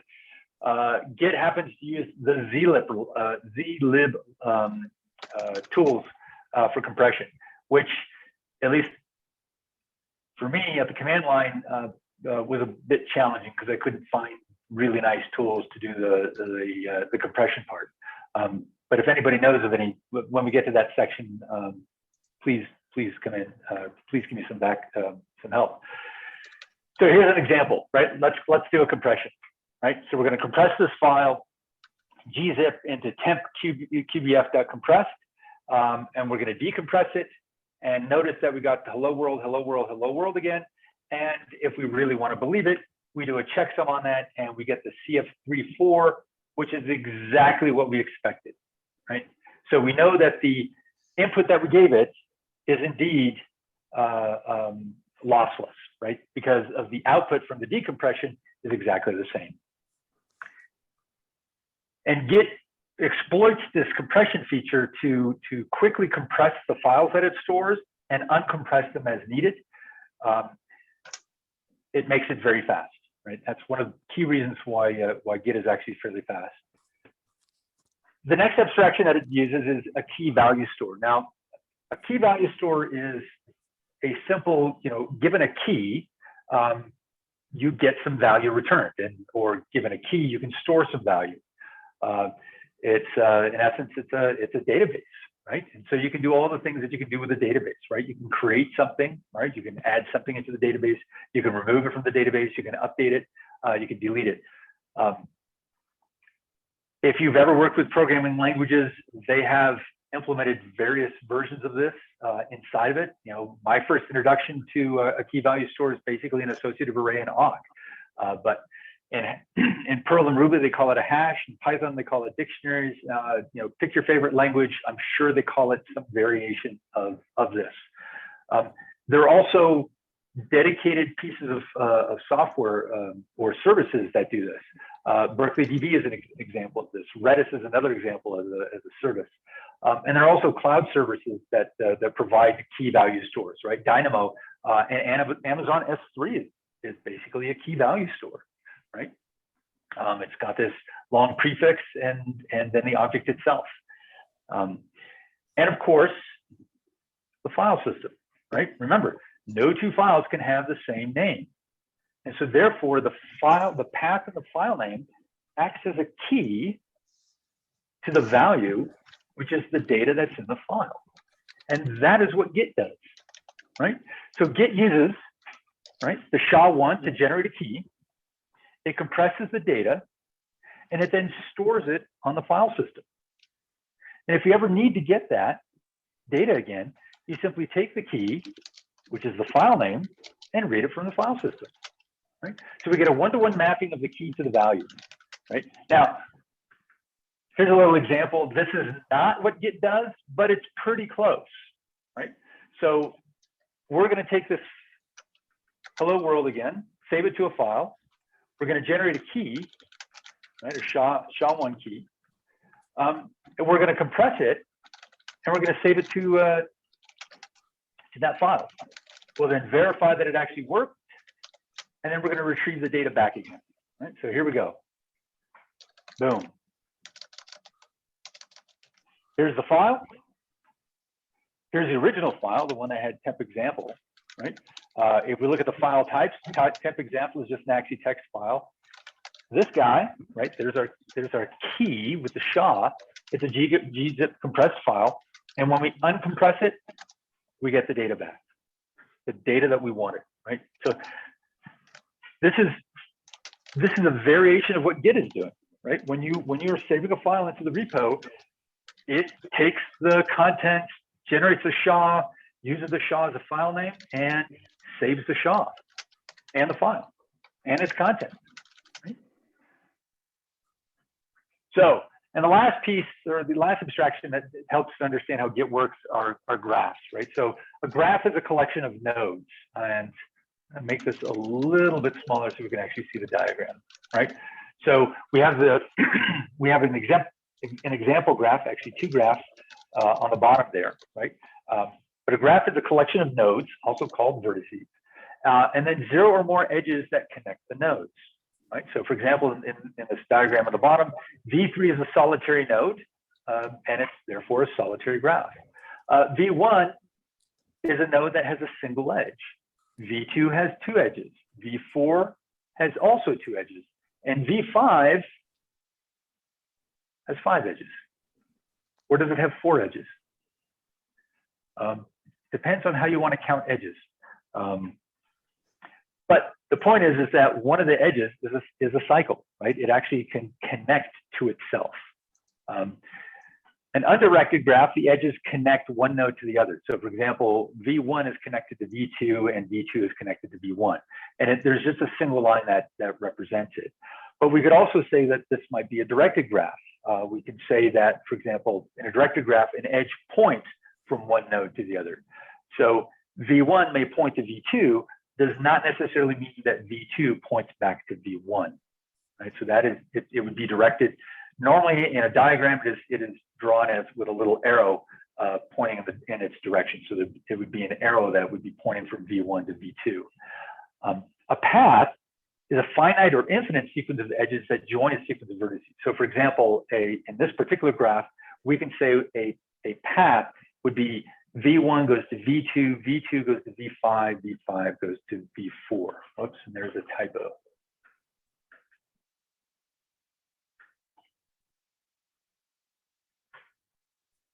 Excellent. Oops, there we go.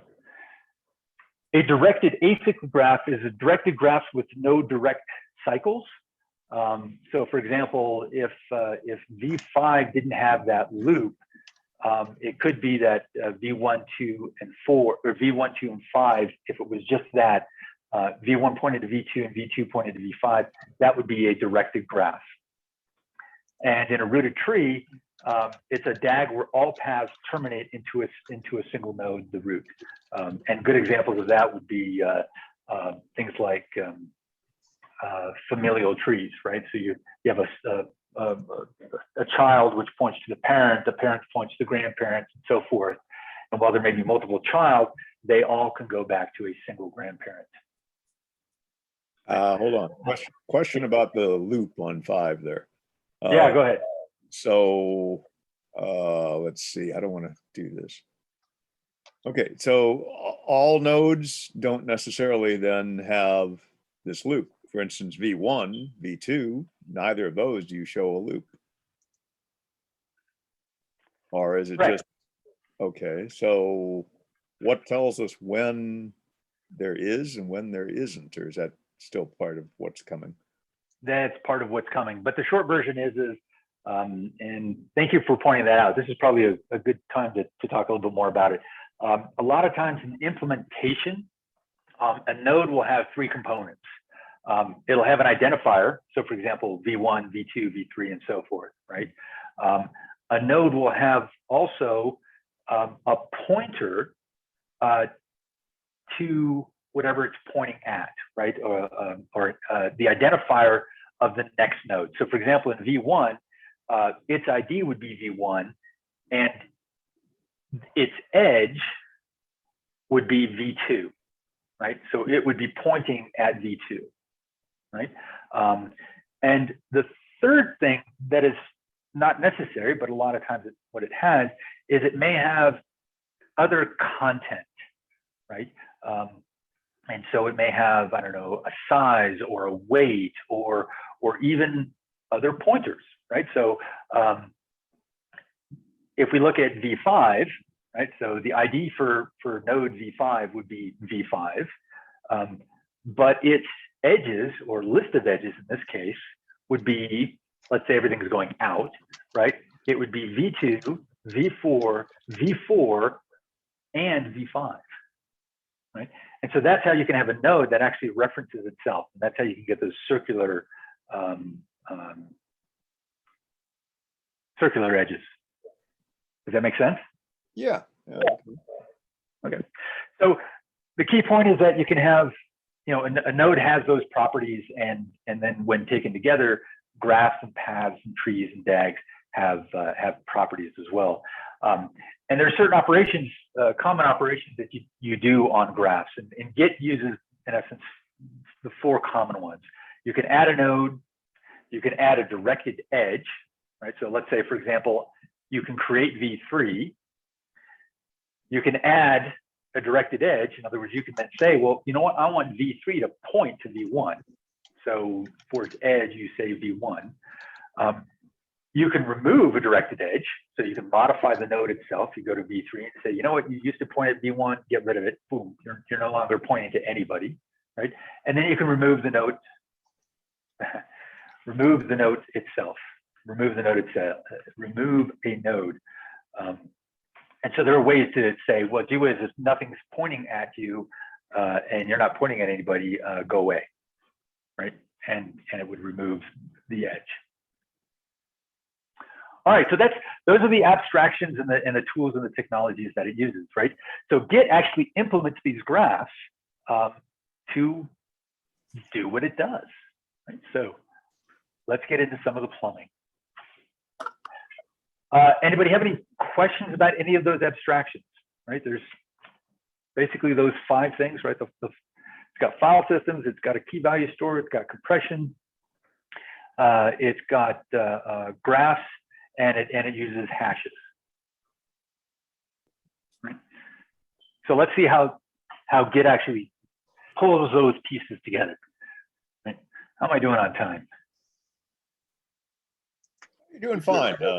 It's 20 after 8, but I think the crowd is loving it. So go for it. All right, well, we'll see. So let's go back and actually go through and initialize things again, right? So we're going to initialize everything. Yep, got rid of the Git and all the file things. We'll initialize it as a repo. We'll set up our names again, and let's verify that it works. Got a status. Yep, everything is looking good. Make sure our user is configured. Yep, make sure tree objects is empty. It is. It's only got the info and the pack folder in there. So let's do everything that we did before using the porcelain commands, right? Those front end Git commands. Let's do it manually. Let's do it by hand, right? So we'll create a file. Beautiful. Verify it's there. Got it. Verify the right content is there. And now what we're going to do is we're going to actually manually add this object, right? This file to the key value store. And we're going to get back a key. All right. Yay, we got a key, A5C19, blah, blah, blah, blah, blah, blah, right?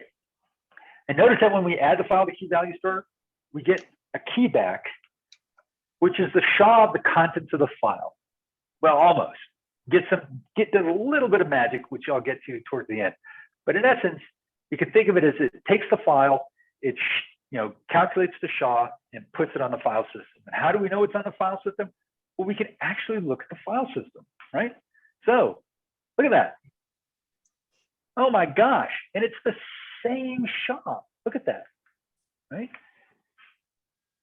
Git has taken the SHA, modified it, right? It took the first 2 characters, created a folder, and used the rest of it as the file name, and put the contents in that file, right? So let's move on. Let's do the next step, right? The next step was to change the file and add it also to the key value store. So let's do this again, right? We changed hello world to greeting earthlings. Let's cat the file. Yep, it's changed. Let's take this object and create a hash and add it to the repo in the objects folder.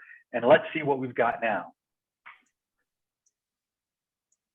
Boom, we've got 2 files, or more correctly, we've got 2 objects, which are files in our objects folder. And again, it used the SHA that it calculated from the contents of the file and created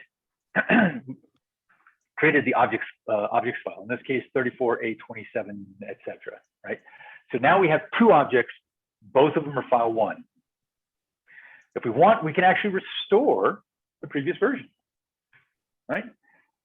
There's our file, there's what it says right now, it says greetings earthlings, and we can use this command called git cat file dash and specify a P option and give it the hash, right? Give it that A5C1966, right? That was the first file we created.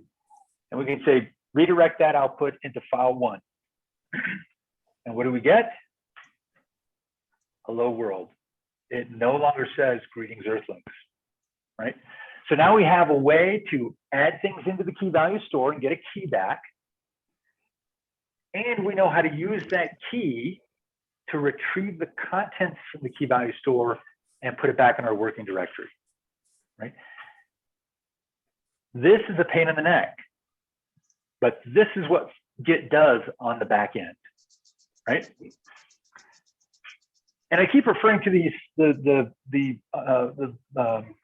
files in the objects folder as files, and they are, but they're actually a little bit more abstract than that. And they're what we call Git objects, right? Because notice that what we didn't store is we didn't store the name of the file. We had to know when we restored this, we had to know that we wanted to call this file 1, right? We could have called it anything we wanted to, right? In this particular case, we did not store the file name or any of the other metadata. It was just the contents, right? A file with only the contents, Git calls that a blob, right? If we want to store metadata, we need a new kind of Git object. And for that, Git has 4 different types of objects. It has a blob, it has a tree, it has a commit, it has a reference, also known as a tag, right? Which is a particular kind of object that it stores, right? So we can query what type of object the file is, right? If we know a SHA, we can say, well, gee whiz, what are you? What type of object are you, right? When we run it, this particular one, the A5C1, it just comes back and says the blob. So it just has contents, right? If we have a Git repo and we want to know of all the objects that are stored in a repo, what type are they? Here's a little command that will do it. You just go through, find all the objects, turn it into a regular SHA and say, tell me what you are. In this particular case, we got 2 objects, 2 blobs, right? We have this SHA, which is a blob, and we have that SHA, which is a blob. In really big repos, this is going to be a really long list. But you have all the blobs, or excuse me, you have the SHAs of everything, and you can tell what they are, right? And of course, instead of using the -T option to tell you the type of file it is, you can use the -P option, which shows you the content. And so we can actually go through every single object that's in the objects folder and say, tell me what you are, or what contents do you have. And the first one, A5, is hello world, and the second one is greetings earthlings. They're both there. Right? So that's great. We've got objects, we've got the contents, but we don't have the metadata. I mean, it would be really nice to have the file name. It would be really nice to have the permissions, right? How do we store that? Well, for that, we create something called a tree, or rather, Git uses something called a tree, right? And a tree is a collection of metadata and pointers to blobs or other trees. So, for example, let's actually create this. We're going to update the index. We're going to use a command called update index. We're going to add back in the cache info and give it a hash and the file name. And then we're going to write that to the repo with the right tree. And when we do that, lo and behold, we get a hash back. Well, gee whiz, let's look at all the hash, or all the objects that we have in our folder. We have our original 2, right? Here's the first blob, here's the second blob, and now we have a third hash, or a third object. But this one, instead of being a blob, is a tree. If we want to look at the contents of all those things, we can do this. There you go. First one says hello world, second one says greetings earthlings, and the third one, well, lo and behold, it's got the file permissions. It's of type, it's pointing to a blob. This is the blob that it's pointing to, A5C1. That's the same as this blob. And it has a file name, the file. So I'm going to reiterate this later on, but I think given Gary's question, this is a good point, a good time to point out that in essence, what we've done is we've created nodes in a graph, right? With a blob is nothing more than a node without any edges. It just has content, right? And it has a name, right? It has an ID. The ID is the SHA, is the hash, right? The content, so for example, in this case, is hello world, right? But tree, this one, this node is different. This node has content, says, here's some permissions, here's what I'm pointing at, here's the file name, and this is the SHA that it's pointing to, right? So this is a node which is pointing to another node, right? So now we have a directed graph with 2 nodes. Does that make sense? Clear as mud? But that's just what we're Give doing. me that one more time so I understand how it's directed. All right. So, you know what? Here's what I'm going to do. I'm going to do this. You know, if you substitute the word SHA for inode, you're basically mimicking the Unix file system. Bingo. Was that Stanford? Yes. That No, is I was exactly looking. what you're doing. We are creating a simplified version of a file system, right? That is exactly what we're doing, right? Excellent observation. Yeah. But going back to what you were saying is how this is a directed graph is, well, we've got 3 nodes here, right? Here's node 1, or 3 objects, but we'll call them nodes in graph terms. We have node 1, node 2, node 3. Node 1 is its ID is A5C, and etc. Node 2 is 34A, etc. And node 3 is A13, right? So those are 3 nodes and their identifiers, right? The content of node 1 is hello world. The contents of node 2 is greetings earthlings. The contents of node 3, well, node 3 actually has not just contents, not just an ID, but it has a pointer to another node, right? My personal preference, if I were to, obviously this is it's white space delimited file, right? So this is the permissions, this is the type, this is the hash that it points to, and this is the file name. My preference would be to put the hash in the very front and say that's the ID that I'm going to point to, right? And then have all the metadata after that. But it is what it is.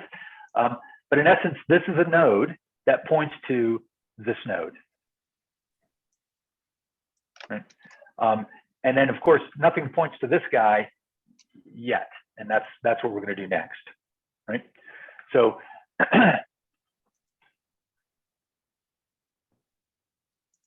let's go ahead and do the stage the version of the first file. We're going to change the stage. Yeah, we're going to stage the changed version of the first file, right? This is where we put in hello, greetings earthlings, or greetings. Yeah, greetings earthlings, I think. I'll tell you in a second, right? So now we created a new object, a new node. And we'll run this again. Notice what we have. These are original blobs, right? I modified the formatting a little bit. So we got the hash and the type, and then its contents. Hash, type, contents. Hash, type, its contents. And now, with this one, we have the new one.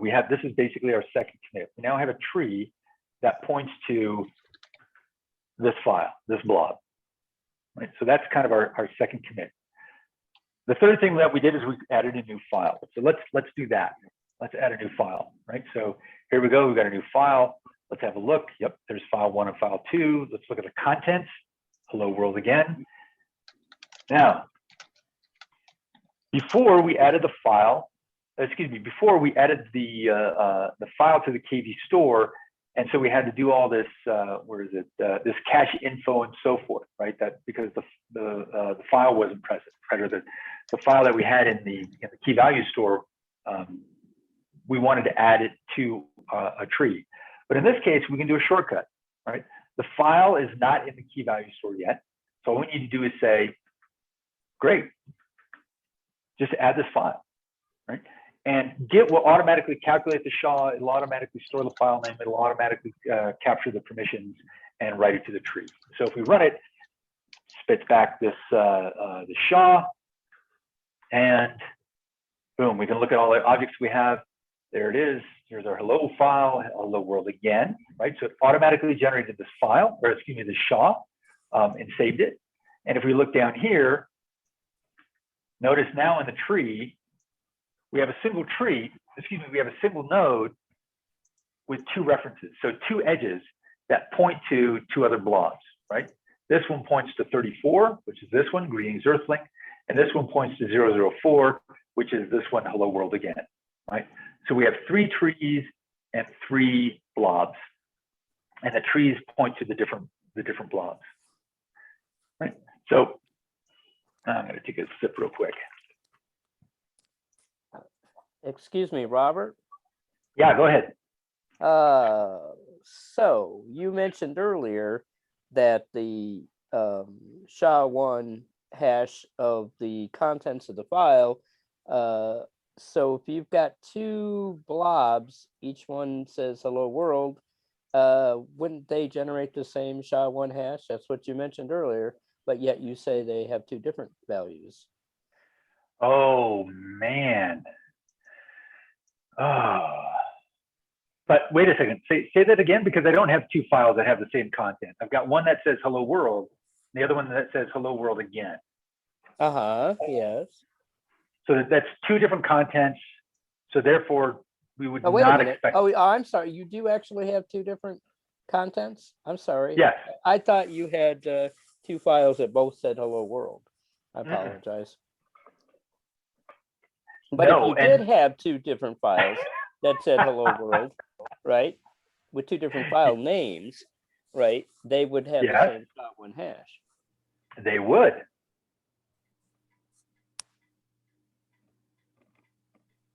And why is that a problem?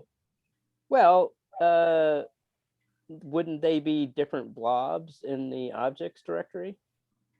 Why would they be different blobs in the objects directly? It's the same content. So you just have two pointers to the same blob. You are nailing something right on the head. And this is what's really cool. If I have two files that are the exact same file with contents, but two different file names, right? I only store the content once, right? Because there's only one SHA, right? It's the content that gets hashed, right? So if I had two files, file one, let's say file one says hello world and file two says hello world. There's only one blob that gets created, right? But in the tree section, I will actually have two entries that will have the same SHA, but two different file names. Okay. And this is actually a really neat feature of Git. If I have two files that are exactly the same, Git itself only stores it once, right? It stores the metadata twice, right? In the tree object, right? It stores it that, this SHA is file one and this same SHA is file two, right? So let's imagine a case, it's a toy problem. No. I have 5,000 files that all say hello world. Oh, not a whole lot. I got a letter in the mail today. Do you ever serve as a juror in a court? No.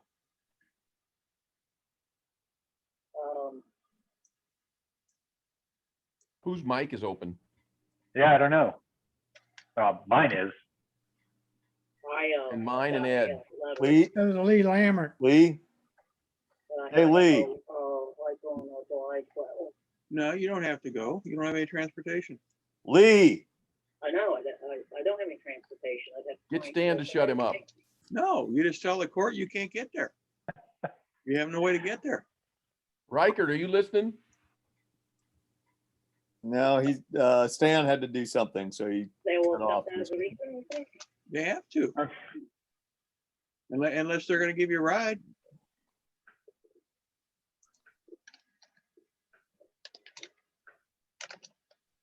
Unfortunately, I don't see Lee in my list of people. Terry's been asked to be a juror some time ago. Stan, is that you? No.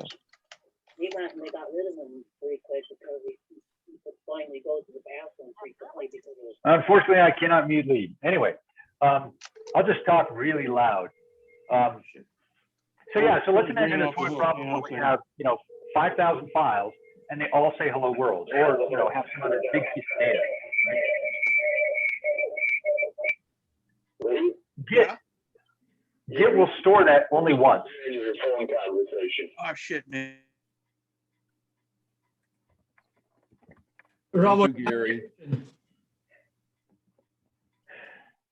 Thank you, Lee.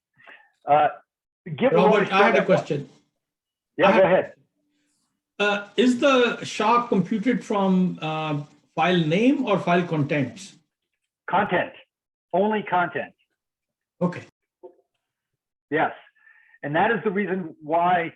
And actually, let me scroll back just a little bit to demonstrate that again, because this is a really important important point. If we look at the file, where is it?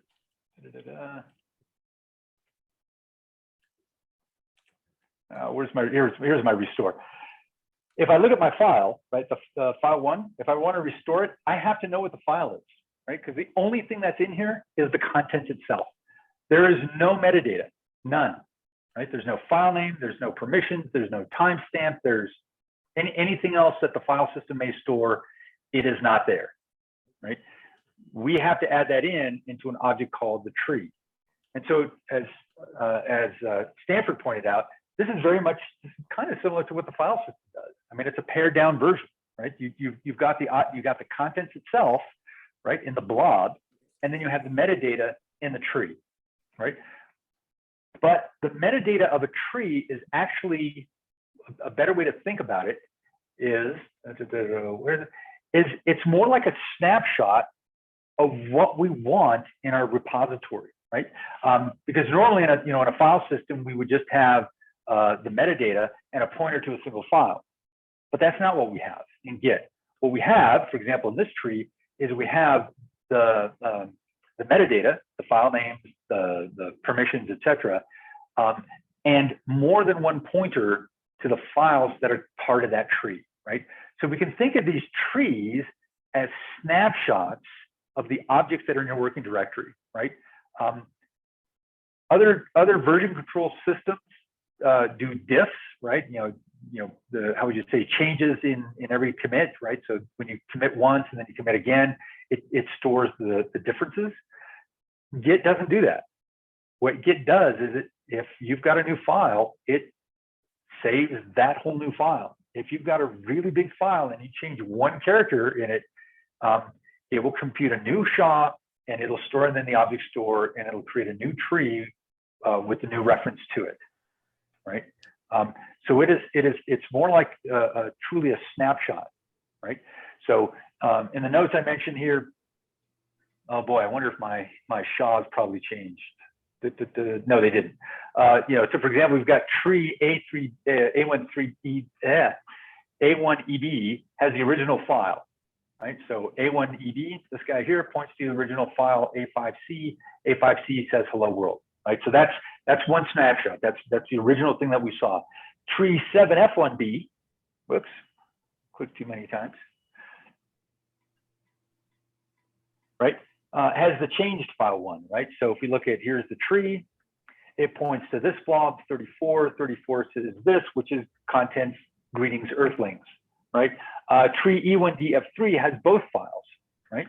So it contains both this guy, the hello world again, which is a new file, and the greetings, earthlings, the 34A, right?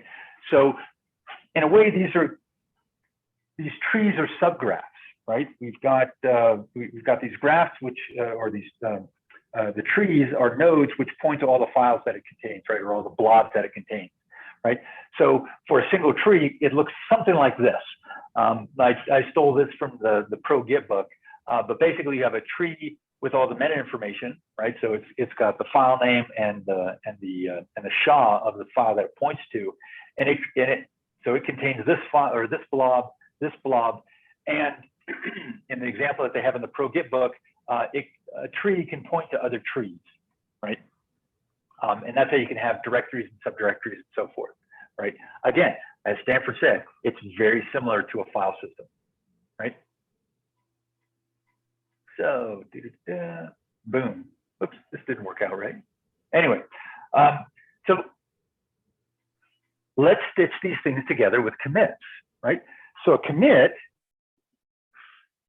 we can now, how would you say, think of it as a collection of trees, or not a collection of trees, but trees, right? So let's do that. So we'll actually take the commit. We'll create a commit, right? So we say echo file number one, the git commit tree, and we point to the tree A13, which is the very first commit that we made, right? and let's look at the contents. Right, we get back this hash. Whoops, and this will change every single time. And the reason why is because notice what it's storing. It's not just storing the pointer to the tree, it's also storing your name and the time, right? So every time you run this, every time you run a commit, it's going to keep track of the time as well. And so that will change every time you do a commit, even if you run through the same thing over and over again. And if we run this, we can look at our objects, and sure enough, we have the 3 blobs, we have the 3 trees, and we now have a new object called a commit, which has all this other information. And yes, the trees and the commits have a very well-defined structure according to Git, but the blobs do not. They can be arbitrary. If you want, they can even be binary, right? There's no reason why they can't. So let's add the second commit, right? This is where I changed the salutation from hello world to greetings earthlings, right? So boom, we get that guy. Whoa, that's right, the SHA changed. Where's our tree? Da, da, da, da.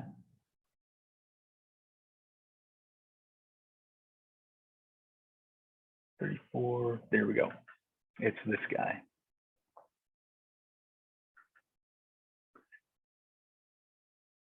Oops, that's not what changed. We're now going to add a second commit. This is going to be a different kind of commit. The initial commit didn't point to anything, didn't point to a parent, right? But this one does. This one has a previous commit. It used to be called 889, but now it's going to be called this. This is our previous commit. I put that in there, and just by convention, you don't need to type in everything. I usually just use the first 5 characters to keep it legible. I put that in there, and I get back another SHA. If we look at all our SHAs that we have, or all the objects that we have, here we go again. We got a blob, another blob, another blob. We have our tree, and we have a new commit. And this commit points to the tree, and it points to the previous commit. So what we're doing is we're building what is often known as a hash chain, right? Or if we really want to be simplistic, a linked list, right? We have a node which points to a previous node which has a bunch of stuff in it. Although this node also has a bunch of stuff in it as well, right? So here's our first commit. If we want to see what this is, we can go down here to ODE. We want to see what's in here. We see that it has this file or this blob, right? Let's add the third one. Whoops, I'm going to need to modify that as well. Here's the new commit. I'll just grab the first few characters.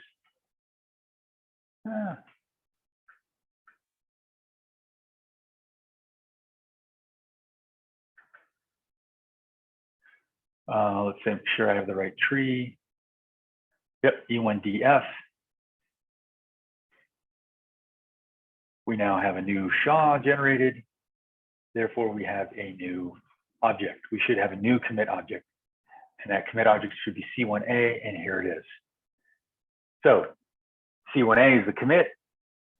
It contains this tree and the previous commit. Its parent was 9065.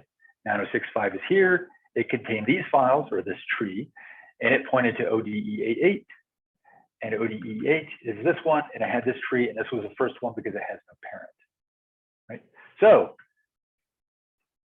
we can now use porcelain log commands to look at the Git log. We can use this commit. Oops, where is it? This one. I'll just copy the whole thing.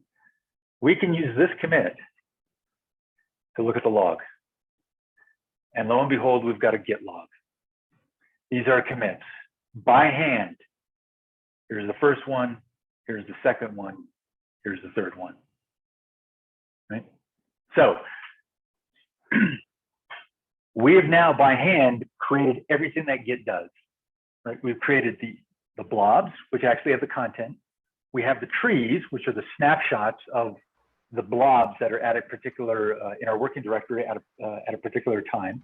And we have the commits, which point to the previous blob, excuse me, to the previous commit and the current, and its tree, right? Make sense so far? It's behind the scenes stuff. So it may take a little bit of going, reviewing it and having a look at it a few more times before it completely makes sense. Let's do a little bit of a rewind. Yeah, go ahead. I say, yeah, it'd be hard to recreate, but it's gotten us the flavor of what's going on. I mean, so yeah, like you said, I think if we go through it ourselves again, yeah, we'd pick it up. Yeah. And I've got references, and of course, all these Jupyter notebooks that are here, I'm going to be putting up in my Git repo, which means you'll be able to run them, download them, and run them yourself. Right? There's nothing in here that's well, obviously, just like I did, there's going to be things that are going to be time sensitive, right? So the commits are time sensitive, so those hashes are going to have to change. But everything else will just run. It should just run as is, right? So let's do a little bit of a rewind, and let's go back to the actual the blobs, right? So right, when I said a while ago that the original object that's being stored is the contents, mostly the contents, right, or almost the contents, right? But what Git actually does is it actually prepends some metadata to the beginning of the file, right? And let me explain this by demonstrating, right? Because what Git does is it prepends the type of the object, the length of the object, and a null before the contents, right? So what does that look like? Well, let's use one of the backend commands, one of the plumbing commands in Git to show you this. What's nice is I don't have to write this to the tree. I can just have it show the contents itself, right? So if I have this content called test content, and I just echo that into the function or into the Git command hash object, and I specify standard in, it'll just spit me back a key. It won't save it, right? So I get this key D670 da da da da da. But I can actually do this manually, right? I can actually take that same test content, I can calculate the length, and if I echo it in this format, so blob space, the length, and then a null character, followed by the content itself, and pipe that in, I should get the exact same SHA. All right, fingers crossed. And lo and behold, we do. So this is what the Git porcelain command does. This is actually how it's implemented. So the SHA that it creates actually has this little extra bit of content in it. So, well, if we can create it, let's try to do the reverse.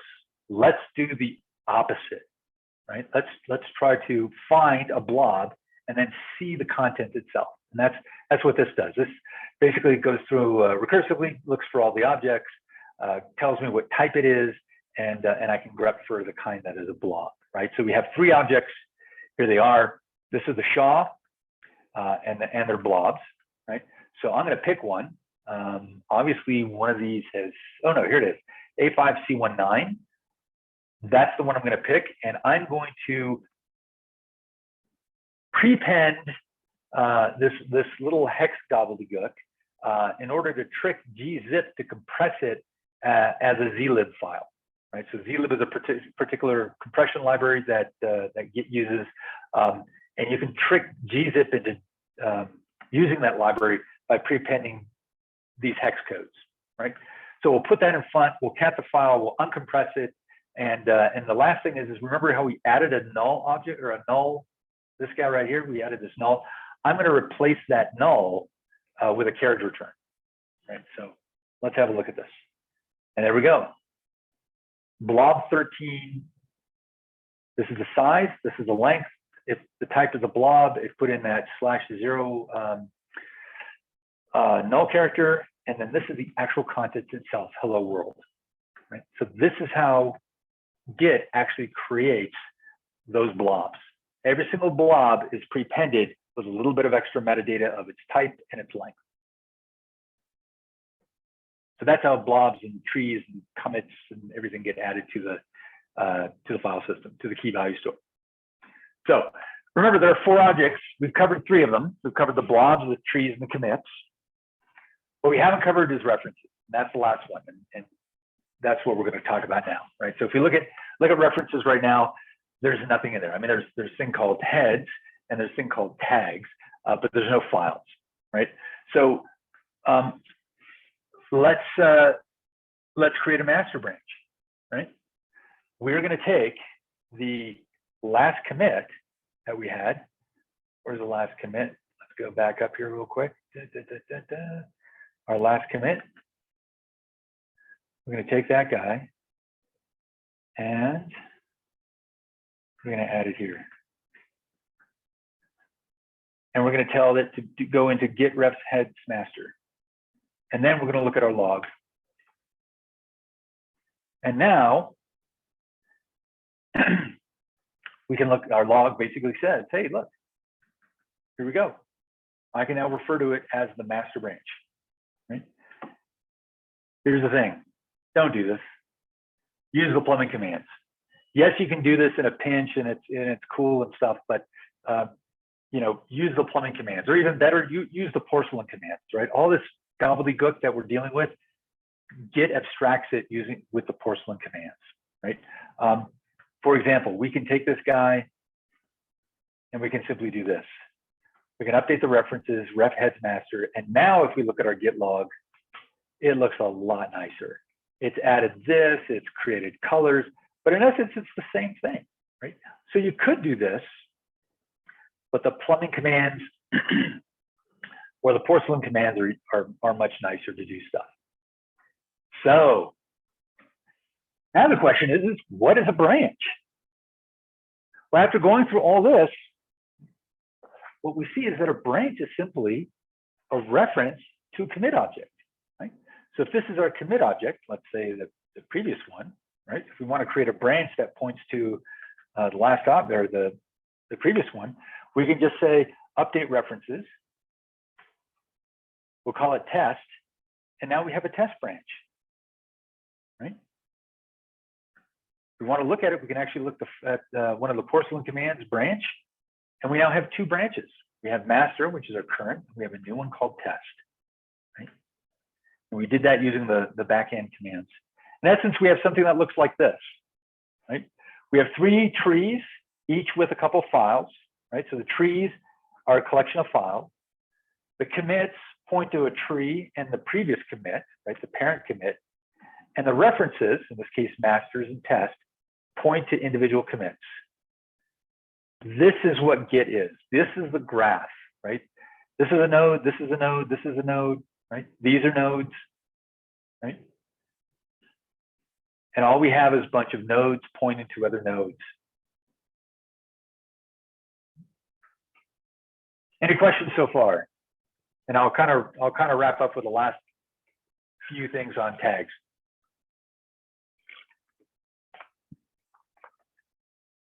All right, moving on.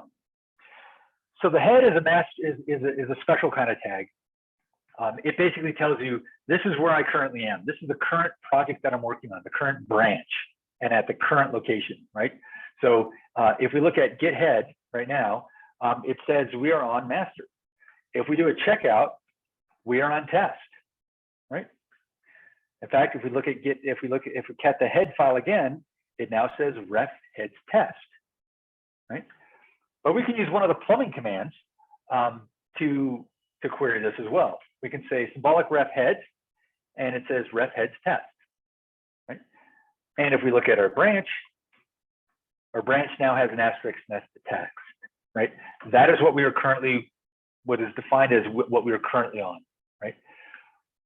Of course, we could manually do this, right? We can say, hey, Git, the symbolic ref for heads is now, we want to call it test. Actually, I want to do this. I want to change this to master, right? It's now master, and I'm actually going to want to add one more thing. Shoot.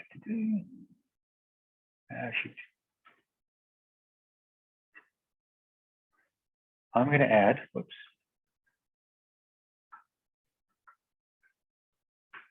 I want to look at the branch, and I've now switched branches.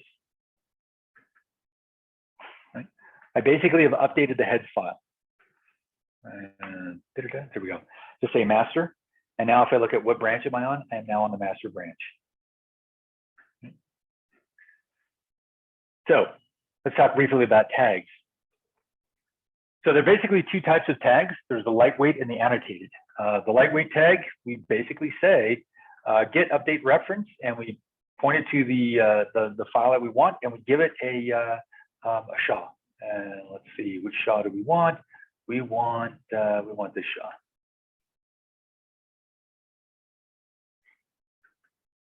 Let's put that in there. And let's see what we've got. Aha, great. If we look at a file, git refs test, just literally just catting the file, we've got this SHA. We could also do this. We can use a plumbing command, or excuse me, a porcelain command. We can say git tags. Oops. Git tag. And it lists that we have D1, right, as a tag. Another kind of tag is an annotated tag, and an annotated tag has a bit more information. In particular, what it has is it has the annotation, has this message, right? And it also then stores your name as well as a timestamp. So if we add this in here, let's use one of the other ones. Let's do this one.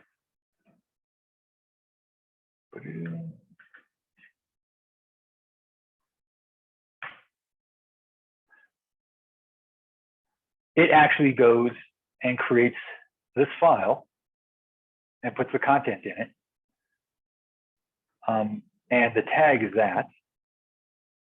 And if we actually then look at the file, right? Remember, if we given a SHA, we can actually look at the content.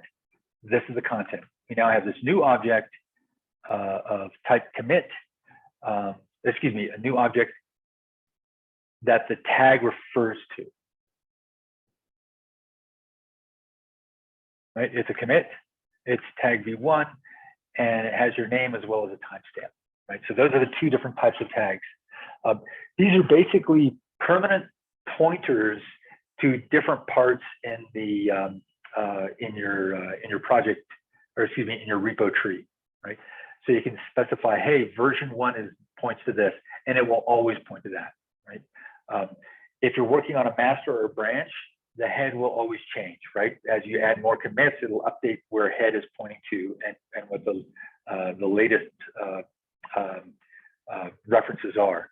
With tags, you basically say, I want this shorthand name, this alias, if you will, to point to this particular commit, and that's what they do. All right, so that pretty much covers all the back end stuff, and I'm also really running really close out of time. But let me just summarize real quick. In essence, in summary, Git is simple in design. It uses the existing tools on a standard Unix-like system, right? For key value store, it uses the file system. For doing hashing, it uses the SHA-1 checksum. And for compression decompression, it uses the zlib library, right? And it uses some simple abstractions, right? It has a key value store. You give it a key, you get a value back, or you get content back. It uses hash functions, right? One-way hashes, in this case, SHA-1. And it uses graph as kind of the abstraction of how things are organized, right? So, and it has these objects, the blobs, the trees, commits, and the references, right? And as far as the organization goes, blobs are pointed to by trees, and trees are pointed to by commits, and the references point to the commits, right? So, given that we're right at time, I'd like to point out some next steps, one of the reasons why I wanted to do the deep dive next was because I think by understanding some of the back end, I think now going back and looking at reading the other parts of the intervening chapters of the ProGit book, I think it'll make much more sense, or at least it did for me. Branches and merges all of a sudden make more sense, right? Branches are just pointers to particular commits, right? It also makes sense of looking at what a Git server is, and a Git server is nothing more than a repo, and I've got an example of that below if you want to get into that. And services that are built on top of Git, like GitHub and GitLab, they just use the Git repo and add all this other wonderful stuff on top of it, right? And of course, now you can go back and do all the other fun stuff of looking at hooks. When you commit something, before you commit, it can do stuff. After a commit, it can do stuff. All kinds of fun things. For example, maybe when you commit to your feature branch, or excuse me, to your CI branch, right? It automatically does a bunch of testing for you. And if everything passed, it automatically then goes and commits the changes into the master branch. Or maybe it commits it to another branch, which then sends an email to somebody to say, hey, this looks good, check it out before you finally put your stamp of approval on it, right? And there's all kinds of editor integrations, right? So there are, VS Code comes to mind, but many other editors have integration with that automatically use Git, right? DB Edit does, and obviously VS Code and many others do, right? Given that we're out of time, I'm going to skip the part on the local repo. But for references, the ProGit book is the place to go, short of actually getting into the code itself. A lot of good information there, even though it's about six or 7 years old. It's still really good stuff. Gentleman by the name of Corey Schaefer has some really nice videos, not on the back end, but on the front end stuff. Although occasionally he does get a little bit into the back end. I think his videos are excellent, well organized and well presented. And of course, my GitHub page is here, and I will post this on my GitHub page. I think I've got a thing called Git or Git samples or something like that, which is where I'll put it in. One last thing, this is a little bit about my setup. I'm not running this on my local laptop. I'm actually running everything that you see here. The Jupyter Net Labs is running in a Docker container on an AWS instance that I've SSH'd into and set up a tunnel for, which automatically forwards the connection for the Jupyter Notebook. So all of this information is up in the cloud, but I'm displaying it locally on my machine. And with that, we'll stop there. And if anybody has any questions, please feel free to ask. And thank you for your attention. I got a simple one.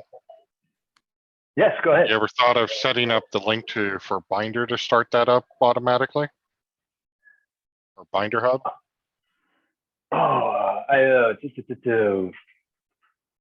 The short answer is no, and I'm trying to remember.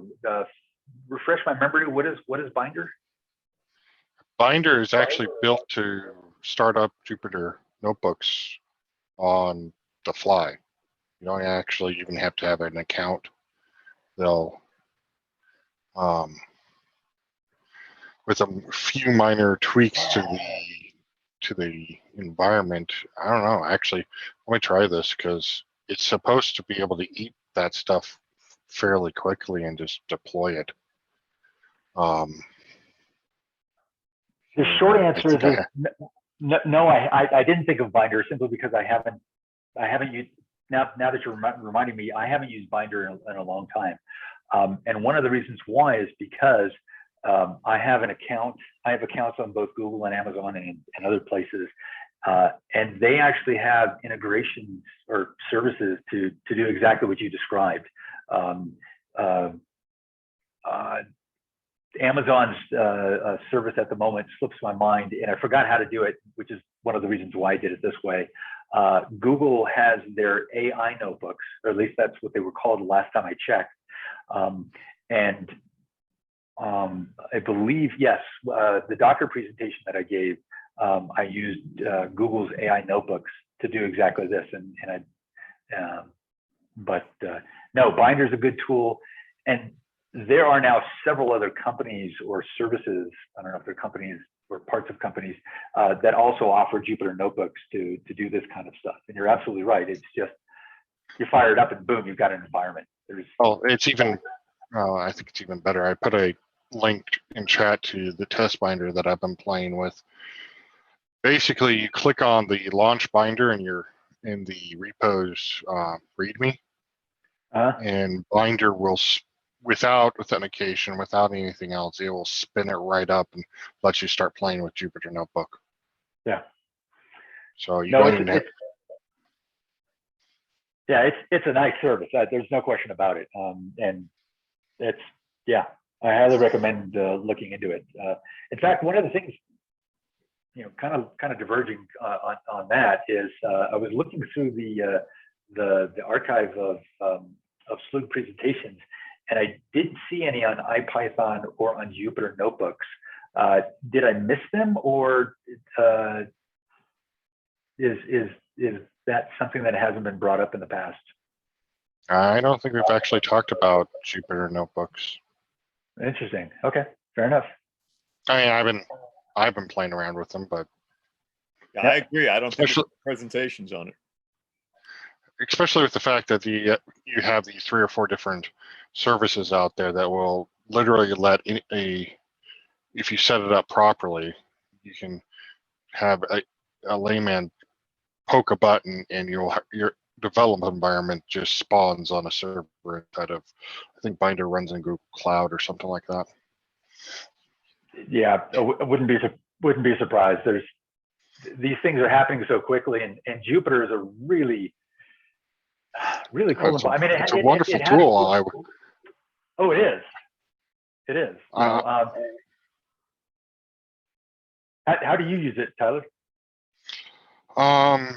Right now I'm trying to come up with some teaching courses for the local kids, but how I would like to use it is that I have this centralized Django infrastructure that connects to 5 or 6 databases at work, has its own Postgres database that I'm trying to use as a data warehouse. And there's sometimes I come in and I have to sit here and I have to hammer out some custom Python code to correlate or find data on all those, come back and say, oh, all these 15 different Active Directory counts somehow did not get updated. We need to rerun a feed on that. And right now it just sits as a scratch file within my development environment. Usually I'll suck everything down and run it there if I can. Sometimes I have to run it on the server because I need, for example, the connection I have to HR. And that's strictly on my server at work. So I would like to, and after this documentation process gets done at work, I'd like to explore the idea of installing the Jupyter Notebook server side by side with Django and allowing, with proper permissions, the big one will be making sure only the people I want to have access to that interface, because the moment you fire up Python, you get access to all the secrets that are in the system. So, but it would be nice to be able to at least do repetitive, or say, okay, this is what I did to pull this report out of the system. That's not, how should I put this? It's not intensive enough that I need to build an actual process within Django itself. But the problem with Jupyter is it is remote code execution. That's its whole shtick, is that you're running code from the browser. And security just loves that.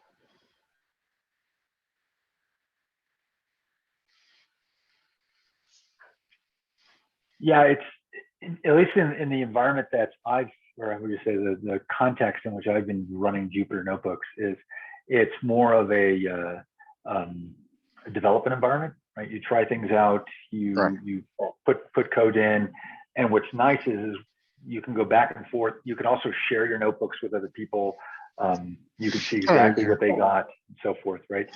And then what you can do is you can actually, there are Jupyter commands that say, okay, great, take all the code and strip out everything else and just turn these into Python scripts, right? Right. And you're And ready that's to go. what I'm usually doing with this is it's a discovery process that I'm going through. Is like, what happens when I correlate all the Active Directory accounts against their HR accounts? Yep. On this value, who's different? Yeah. Yeah. I have some Git questions. Yeah. Fire away. Okay. That was all nice and everything. As far as I think it was kind of what was happening on your local system, right? But Yeah. what Git does for me is a lot of the decentralized options or decentralized properties of a version control system. So in other words, with the pushes and the pulls and merges and so on and so forth, right? That's the part that's the most confusing. If so, imagine there's two people that, let's say they started out as one Git repo and then another guy cloned that repo and then they want to share between themselves or something like that, right? So I imagine there's like new blobs on the, as it's going in a different direction.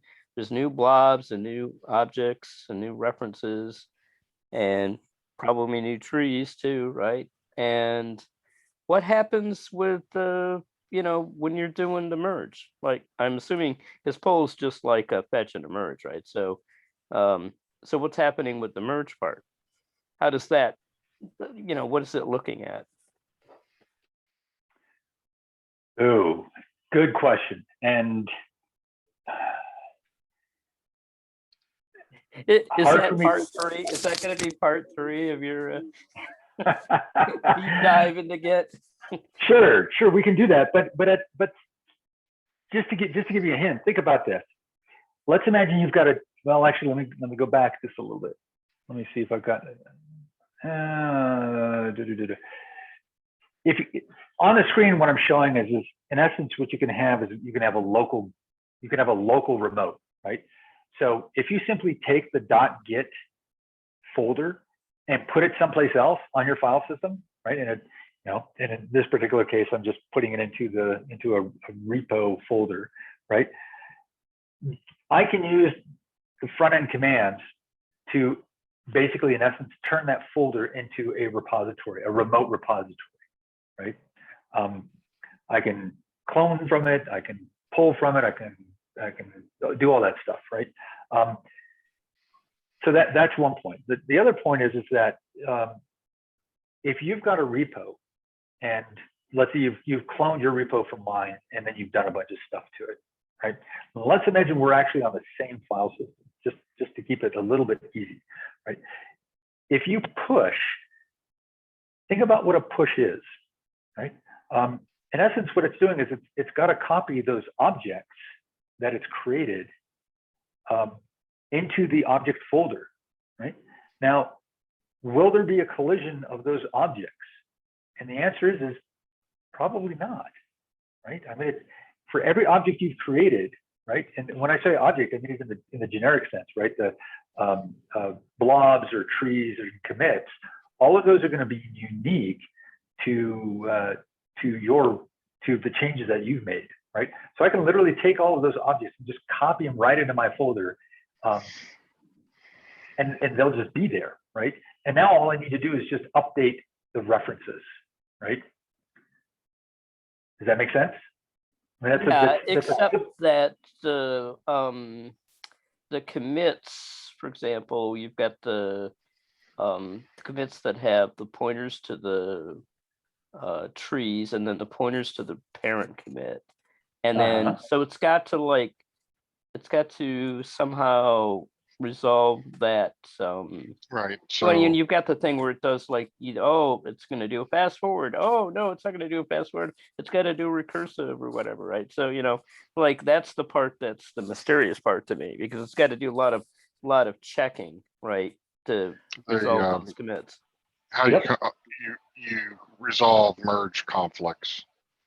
Yeah, well, that's Well, if you that have a too. merge conflict. I'm just saying Yeah. in the case where you don't actually have a merge conflict because you didn't change two files, you just added new files or something, or you made a change that doesn't result in a merge conflict, but you still have to do the merge, right? And the merge is the part where it moves the head to the top of the chain, right? And that's the fast forward. That part makes sense, but the part that doesn't make sense is the recursive part. Probably the best way to demonstrate this would be actually to come up with an example and then look at the objects and see how they change, right? And I can do that. And yeah, let's do that for another. Well, I don't know if that's worth another whole talk, but yeah, there's a lot of moving parts on the back end, right? But you're basically creating these objects, right? That they all get stored, right? And then you have to update certain pieces, the different pointers, so that they point in the tree, right? But if you look at the tree itself, right? At some point, if you clone from mine, there is a commit that you have that points to a tree, or excuse me, to another commit that I already have. Right. That That's that's the shared base, right? Right. That we exactly started from. Exactly. Right. And if at some point when you got to merge, what you've got is you've got one tree, or you've got two trees that basically need to be combined, right? You simply wouldn't want to say you cat the files together, but you in essence you now say, well, if I had files 1, 2, 3 in one branch, and then I have files 1, 2, 4, 5 in another branch, I need to now put that into a single tree which has files 1, 2, 3, 4, 5, right? For example, right? And that's now my new tree, and they would point back to the previous commits. Again, right. And so that actually ends up generating, if I'm right on that, right? That ends up generating a new commit after the merge. Is that right? It would have to. Right? A new tree as well, right? It would have to be a new tree, and with the new tree, you get a new commit. Right. Right. Okay. Yeah. Right. But to look at the details, it would be best if we actually go through and create one of these things. And I don't know who mentioned it, but whoever said a merge conflict, that would be also cool, right? Is to create the same files that were modified in two different branches, and then show, gee whiz, this is how a merge conflict arises, and then what you have to do to resolve it. Yeah, not to even mention rebasing and shit. But Right. one other quick question. This is my final one. Is so if you have you've done a commit, and you do a git status, and it says nothing to commit, right? Everything's up to date or whatever, right? And then you make a change, and you made a change, but you haven't added it to the staging yet. So I asked this question last time, right? And you've added it to the working directory, but you haven't added it to staging yet. Sorry, you've edited it in the working directory, but you haven't added it yet. And then you do a checkout, right? So I think that ends up blowing away the edit that you did. But my question, what? I think Git comes back and actually says, hey, you've got uncommitted changes. It won't let you do the checkout. Oh, really? Okay. If I remember correctly. Again, something I'd need to try, but I'm pretty sure it would. All right. But then so let's say you get a git checkout of some specific previous commit, like a SHA, and then that had extra files, and then you've added files, and then so your new directory, right? It's removed files, right? So does it just basically paint the tree, or does it look at it and say, this blob and this file that's currently in the working directory is the same, so I don't have to change it. But this other one isn't there anymore, so I have to remove it. Like, how does it like blow away the stuff? That's the thing I want to know. Well, if you Well, so let's say you've nothing to commit, right? Everything's up to date, and then you check out a previous commit, like 2 commits back or something, right? Yeah. If you And haven't, it'll if say, you hey, haven't, you don't want to do that because you can look around, but you can't, whatever, right? It gives you that warning. that's right. Yep. But it still does it, right? It still blows the new stuff away. Correct. It does. That is correct. So, for example, I've got on the screen, I've got a graph of commits. The first commit, second commit, third commit, right? Mm-hmm. So if you're on the third commit and you say, you know what, I'm going to go check out the second commit. There's a folder, right? Or I should say, there's a version. That's the same. That's the same. It's got a new version of back, right? Back will be removed, right? Because back is what was added in that third commit. So it's kind of comparing the tree to the working directory. Yeah. Somehow, right? It'd have to, yeah. Because so you might have created directories and files and subdirectories under that and more files, right? I mean, you could have done a whole bunch of shit, right? Yeah. So if Git is managing a file, so let's say you've got 3 files, right? It's just like in the example, right? But let's call it file 1, 2, 3, right? That's under Git management. You create a file 4, right? And then you want to go back to, let's say, your first commit where you only had file 1, right? You will now have file 1 and file 4 in your working directory. Right. And the reason why is because Git does not know about file 4. Right. So you haven't it does. It's not aware of it. Right. Exactly. It is not managed by Git. But files 2 and 3, again, since they haven't been modified, Git will take them away because they are not they were not in your latest tree, right? Right. Yeah, they still exist as blobs in the system, and you get them. Absolutely. Right, but yeah, the tree doesn't look the same, right? So okay. Right, and so clearly it's doing some kind of a diff between, it's saying, hey, what does my tree look like? Well, I've got file 1. I'm managing, files 1, 2, and 3. But since my commit doesn't, my very first commit or my very first tree doesn't have files 2 and 3, I'm gonna remove them, right? The honest answer is I don't know for certain that that's what it's doing, but it's got to be doing something along those lines. Yeah, right? Yeah. Those are the mysterious parts that keep me up at night. I don't like it when it removes shit on me. But well, it's only removing it out of your working directory, and it's only removing it if it's managing it. Right. So you really haven't lost anything. All you need to do is say, oh, shoot, I went back to a commit where I had something important. Well, I need to go back to my previous commit, right? Yeah. Bob Hansen had me working on this other version control system called SRC. I think it was invented by Eric Raymond, I believe.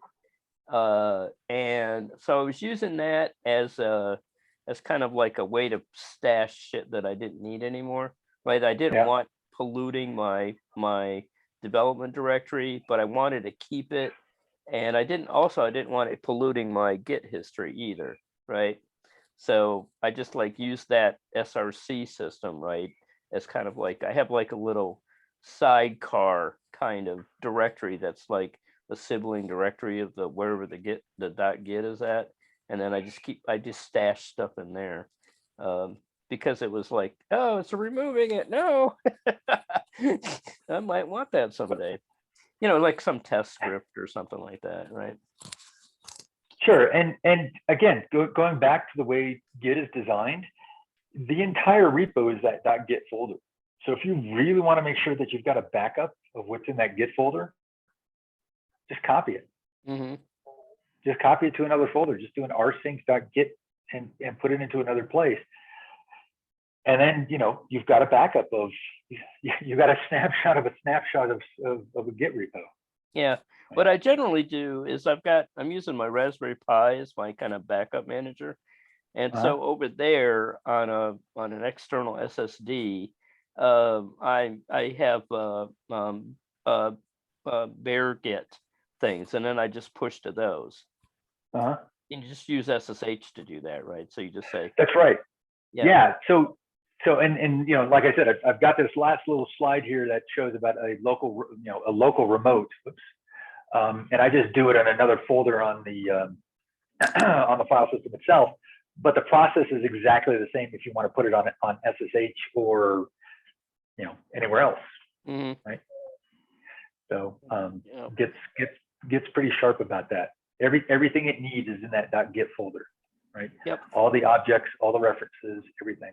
Yeah. I took a look at it. I went over there and I said, "Hey, what's in here?" And I checked it out, and it said, "Hey, you got everything is exactly the same as whatever." Yeah. So it's just that's my backup, right? So I whenever I want to do backup or whatever I'm doing, I do git push and I'm done. That works. Mm-hmm. So yeah, cool. I think everybody else left. Maybe, I don't know. We're just enjoying the wonderful conversation. Oh, Gary's still there. Okay, Gary. What happened to Stan? I'm still here. Oh, Tyler's still there. What happened to Stan? Is he gone? I came back. Stan? Oh, you came back. Okay, cool. Yeah. We've got 14 people in here. So just a couple follow-on things that I did want to mention. So we're looking at this thing. We've got a key value store. We've got hashes, right? And we've got compression. There's no reason why you couldn't take the source code or of Git and say, you know what? I don't like using the file system for a key value store. I want my key value store to be, I don't know, SQLite, for example, right? And there's ways to set up SQLite as a key value store, right? You can then use SQLite as your key value store and use your normal Git stuff, right? You don't like zlib, you want to use gzip or something else. You can take it out, replace it with something else like gzip, and have that do the compression. And of course, the third part is if you don't like using a SHA-1 because what you is SHA-1 is only 40 hex digits, you want something more secure or less likelihood of collision because gee whiz, you want to make sure your Git repo survives the next asteroid landing. Use a SHA-256 or SHA-512 or anything else, right? So you can actually tweak around some of the back end stuff of Git if you really wanted to re-implement it, and people have done that. So, but as it is, it's pretty remarkable that it's its simplicity of just using a file system as a key value store, using SHA-1 and using zlib. All those tools are available right there on your Linux or Unix box. So, anybody else have any questions, comments, feedback, suggestions? I had a question about Git.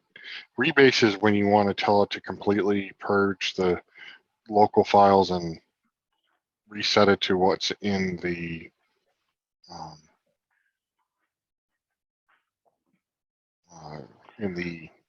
current tree or a remote tree.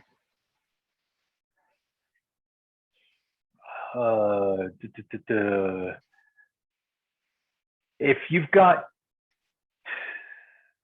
can I get that a little bit? Yeah, go for it, Ed. Okay.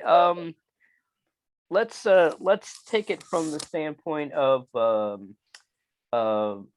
a trunk, right, that has like the the ongoing, we'll call it master or whatever, right, has the ongoing stuff. And you got a couple of different people, right, that have their own local repos, and maybe they're working on their own feature branches or something like that, right? And they want to commit. And let's say they're working on the same area, right? This is just an example, not necessarily the example. And you might want to do a thing where instead of having the master merge with the master from, let's say, individual one, and then merge from the master with you, right? You might want to rebase the master based on individual one rather than based on you. And that's basically just sort of moving the head back. It's not moving instead of moving the head forward, it's moving the head back. And then from there, what you can do is you can say, okay, here's all the changes that would normally be from where individual one committed and merged to where I am, and I would be committed and merged. But what you want to do is say, okay, well, all right, let's just call that one commit, right? And it'll go through and say, all right, here's all the changes that you basically resolving merge conflicts at that. Go back through all of those things and say, okay, and then you have to edit this big long commit message or whatever, right? And then when you're all done, you run a command. I can't remember what it's called, like git rebase finish or something like that. I forget the command or whatever, right? And then at that point it says, okay, now everything's resolved back to head or individual one, but there's now a new commit. I don't know if that helped, but it's basically just saying you want to rebase a pointer back to some previous spot, and you're basically blowing away all the commits in the meantime, but you might be merging them, right? You might be manually merging them. Yeah, I have a development server that's tied to my development branch, and every time I pull to it, it says, there's something changed. Please give me a message. And for the last month or two, I've just been saying, go away, and telling it to merge without a message. I really don't want all those blank merge messages in the main repo. So, and it's just the test server. So I'd like to reset the local repo to what's in my GitLab repository. So I'll have to find the command to tell it to pull a new copy and completely reset the file tree. Yeah, that sounds like a job for Rebase, I think. If I understand you correctly. That almost sounds like a nice chart presentation.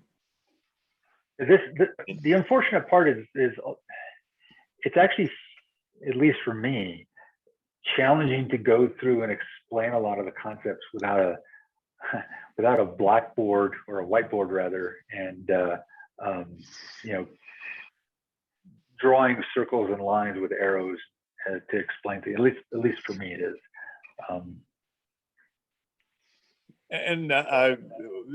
Someday I love to find a good description of the different virtual online meeting software, because I want to say Google Meet does have a whiteboard function in it, and so you can pretty much do exactly what you're saying. You can circle this, draw an arrow over to here.